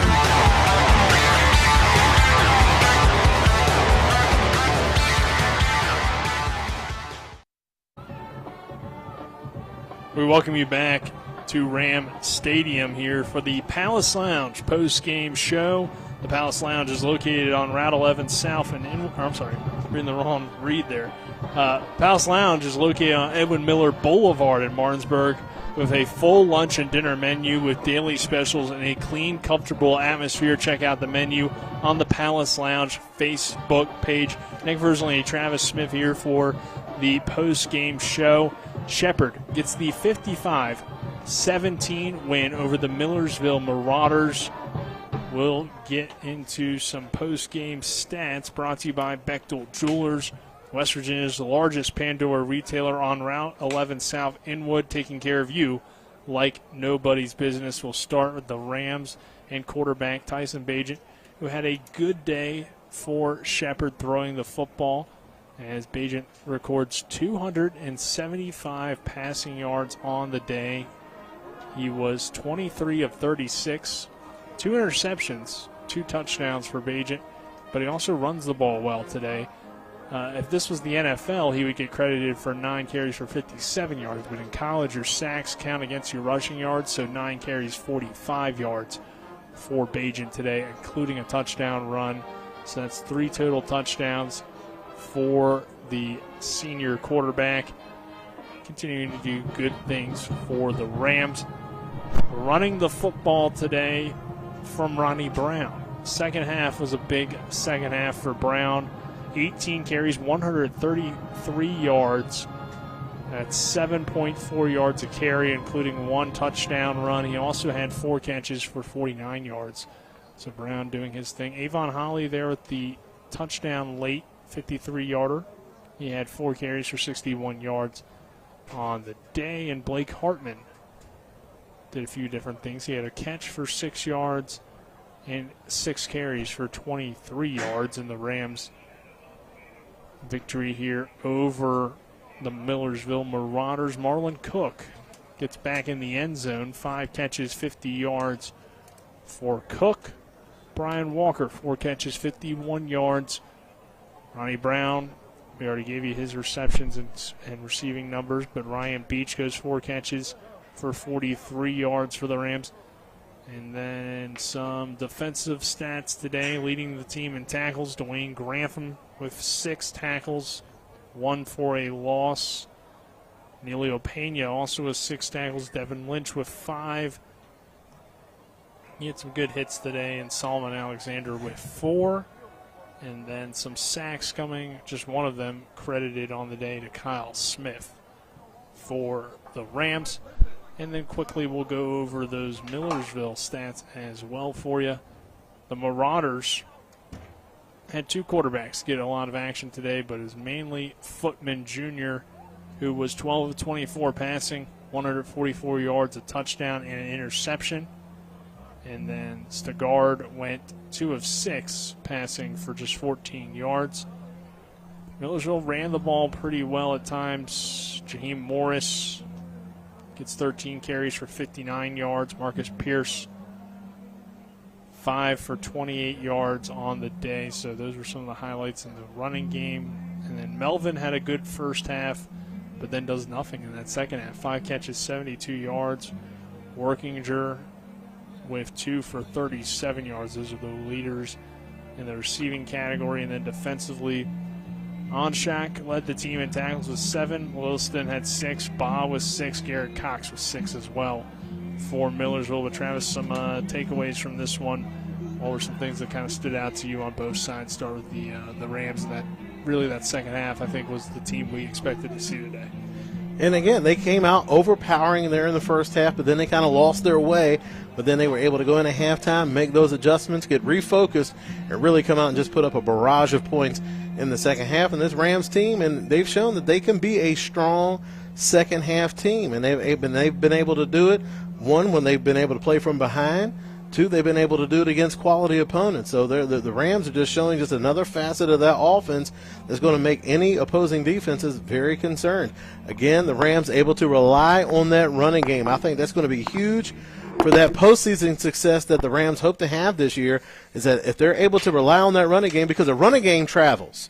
And we've seen how the rain or weather or wind can affect the passing game because it's built on precision, it's built on timing. But when you add that element of the elements being involved in the game, that precision isn't going to be there. That grip on the ball isn't going to be there. So you're going to need something that you can rely on, and that running game certainly travels. And Ronnie Brown, we talked about his maturation process as a running back. We know he can get the explosive plays or the off-schedule plays, but can he take what the defense gives him on those ordinary plays? And that's what's going to set up those big plays for him. And he's been able to show that here in the past couple of weeks, that he's starting to do it all very well. He's catching the ball out of the backfield well. He's taking the runs that are there, and not only that, he's being a big impact when it comes to pass blocking as well, and that's always a telltale sign of what kind of running back do you have, and is he a guy that you can trust in there on third down to pick up a blitzer? And Ronnie Brown showed that again today. He's just developing into something else. And again, the Rams defense, they had their troubles there at a while. Every once in a while, it seems like a wide receiver will give them trouble. It's more of a personnel matchup as opposed to something being flawed in the scheme. But again, that Rams defense able to rise to the occasion. Made it a very tough day for both of the Millersville quarterbacks that played in today's game. So, again, the Rams getting it done in all 3 phases of the game for 4 quarters of football. Shepherd enjoying itself here on this homecoming Saturday win for the Rams. Students on the field celebrating it as the Rams get the win 55-17 over Millersville. All right, Travis, let's hand out some awards today. Let's start with the electrifying play of the game, brought to you by Orsini's Home Store. Not just an appliance store any longer. They're located at 360 Hack Wilson Way in Martinsburg, or online at Orsinis.com. Who is the award recipient? For the electrifying play of the game, I'm going to give it to Dante Harrison for the 60-yard fumble recovery at the 2-minute and 50-second mark in the second quarter. That was the play that really was the difference there in the first half, and it kept Millersville from taking the lead in the game. So there were some big plays after that, but I think that fumble recovery, I'll be generous, it was a controversial call, but it was a big play for Shepherd to maintain that lead and maintain that dominance throughout today's game. Yeah, I mean, Harrison really had 2 of them that could have been, as he also had that big pick 6 as well. So either way, he could have gotten that electrifying play of the game. All right, what about the Cody's Body Shop collision of the game? Cody's Body Shop is located at 851 Wilson Street in Martinsburg, family-owned, offering superior customer service and great pricing for a job done by experienced, certified technicians. Call 304-901-4777 or visit their Facebook page. My collision of the game was going to go to Rafael Lozada in the third quarter, running downfield on punt coverage. It looked like Dorsey had a lane on the sideline, had a couple blockers over there, and like you so succinctly said, no. Rafael Lozada came over, lowered the boom on the sidelines. That was at the 1 minute, 14-second mark in the third quarter, so that's my collision of the game, Rafael Lozada. Had a hard time bringing down Ronnie Brown, but not Dorsey. Yeah, and there were a few good collisions in this game. It is kind of a little bit of a rivalry matchup. This was the 25th meeting between these two schools, so there's some history there. And obviously, anytime you have a conference game, it's going to bring the best out of these teams. And got some good hits today, and Lozada, they're definitely deserving of that award. And then finally, our player of the game brought to you by Bodwell Insurance Solutions, a local professional to help you with all of your Medicare needs. BodwellInsuranceSolutions.com or call 304-283-0864. Are you going with the normal recipient? No, I'm switching it up this week. I'm going with Ronnie Brown as the player of the game this week. Just too many turnovers this time for Tyson Bagent for him to get that player of the game, despite his positive numbers, just the turnovers. Although Ronnie Brown did have one. He had one on the kick return. But 18 carries, 133 yards. That's 7.4 yards per carry. Also, 4 catches for 49 yards. So Ronnie Brown's going to get my player of the week this week because he really just kind of set the tone and kept that Shepherd offense on schedule throughout the day. And I'm just very impressed with his development as a running back as this season has progressed. I'm fine with that one, but I got one for you, Dante Harris. 2 defensive touchdowns. All right. You know, I can't argue against that. That's a very good pick. It's a rare sight.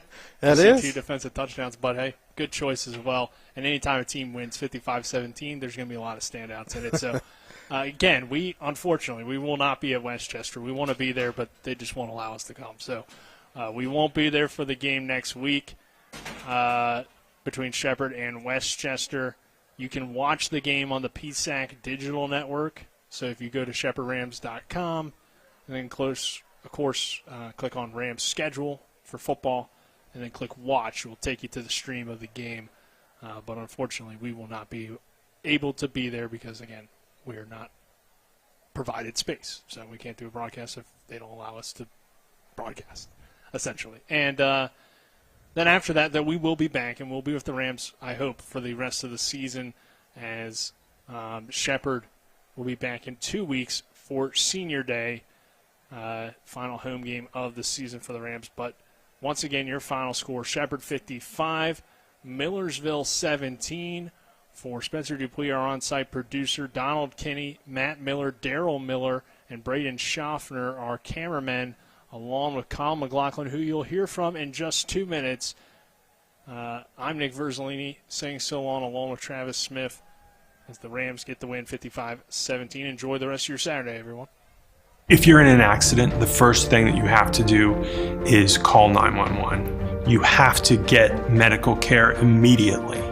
The next thing you need to do is call us. When you hire us at the Skinner Law Firm, what we do is we are going to investigate your case, and we're going to lay out the options that you have, all at no cost to you. We will use all of our resources and all of our experience to get you what you deserve. That's what we mean by treating you like family. With Honda, every summer adventure is the destination. Take your adventures even farther with Honda, America's most fuel-efficient full-line automaker. For a limited time, well-qualified buyers can get a 2.9% APR on a 2022 Honda Civic and a 3.9% APR on a 2022 Accord or 2023 HRV. CMA's Honda of Winchester, 3985 Valley Pike. CMA, moving lives forward. See dealer for financing details. Exclude Civic SI based on EPA estimate of MY20 full-line automaker fleet-wide fuel economy 2021 EPA Automotive Trends Report.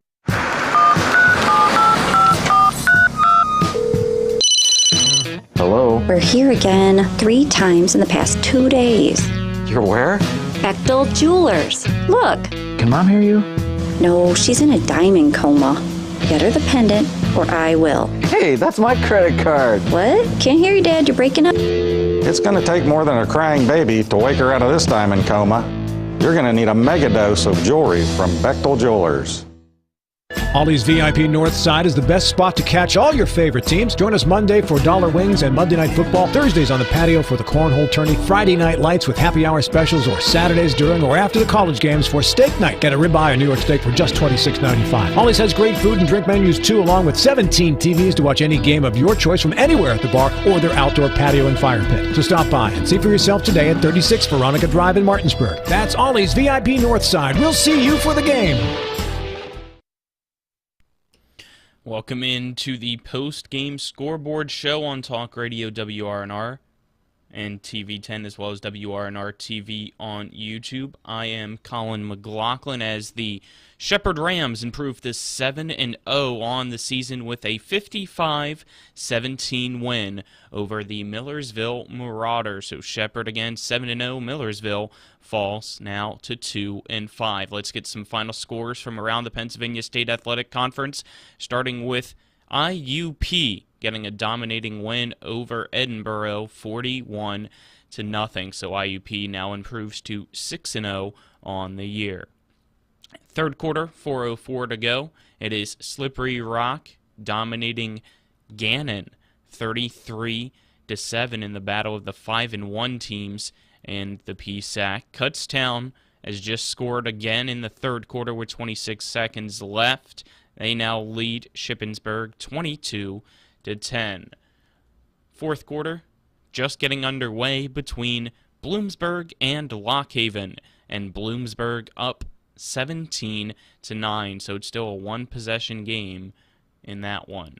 And lastly, the only game going on in the PSAC, other than those ones, it is Westchester and East Stroudsburg tied at 7-all with 2:35 to go in the second quarter. Kicking off at 6 p.m. tonight, it's California of Pennsylvania at Seton Hill and Clarion at Mercyhurst. Those are your Pennsylvania State Athletic Conference scores. Let's now get you some scores within the Division I college football top 25 action, as we're about 18 minutes away from kickoff for the 3:30 games, but right now, still some games that were kicked off at noon going on.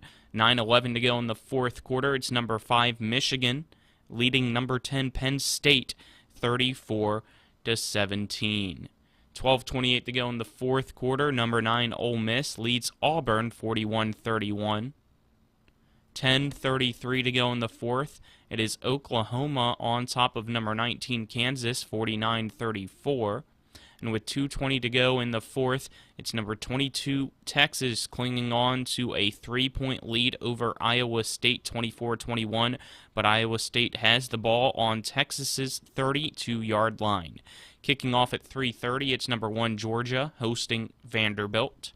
Number 3 Alabama at number 6 Tennessee.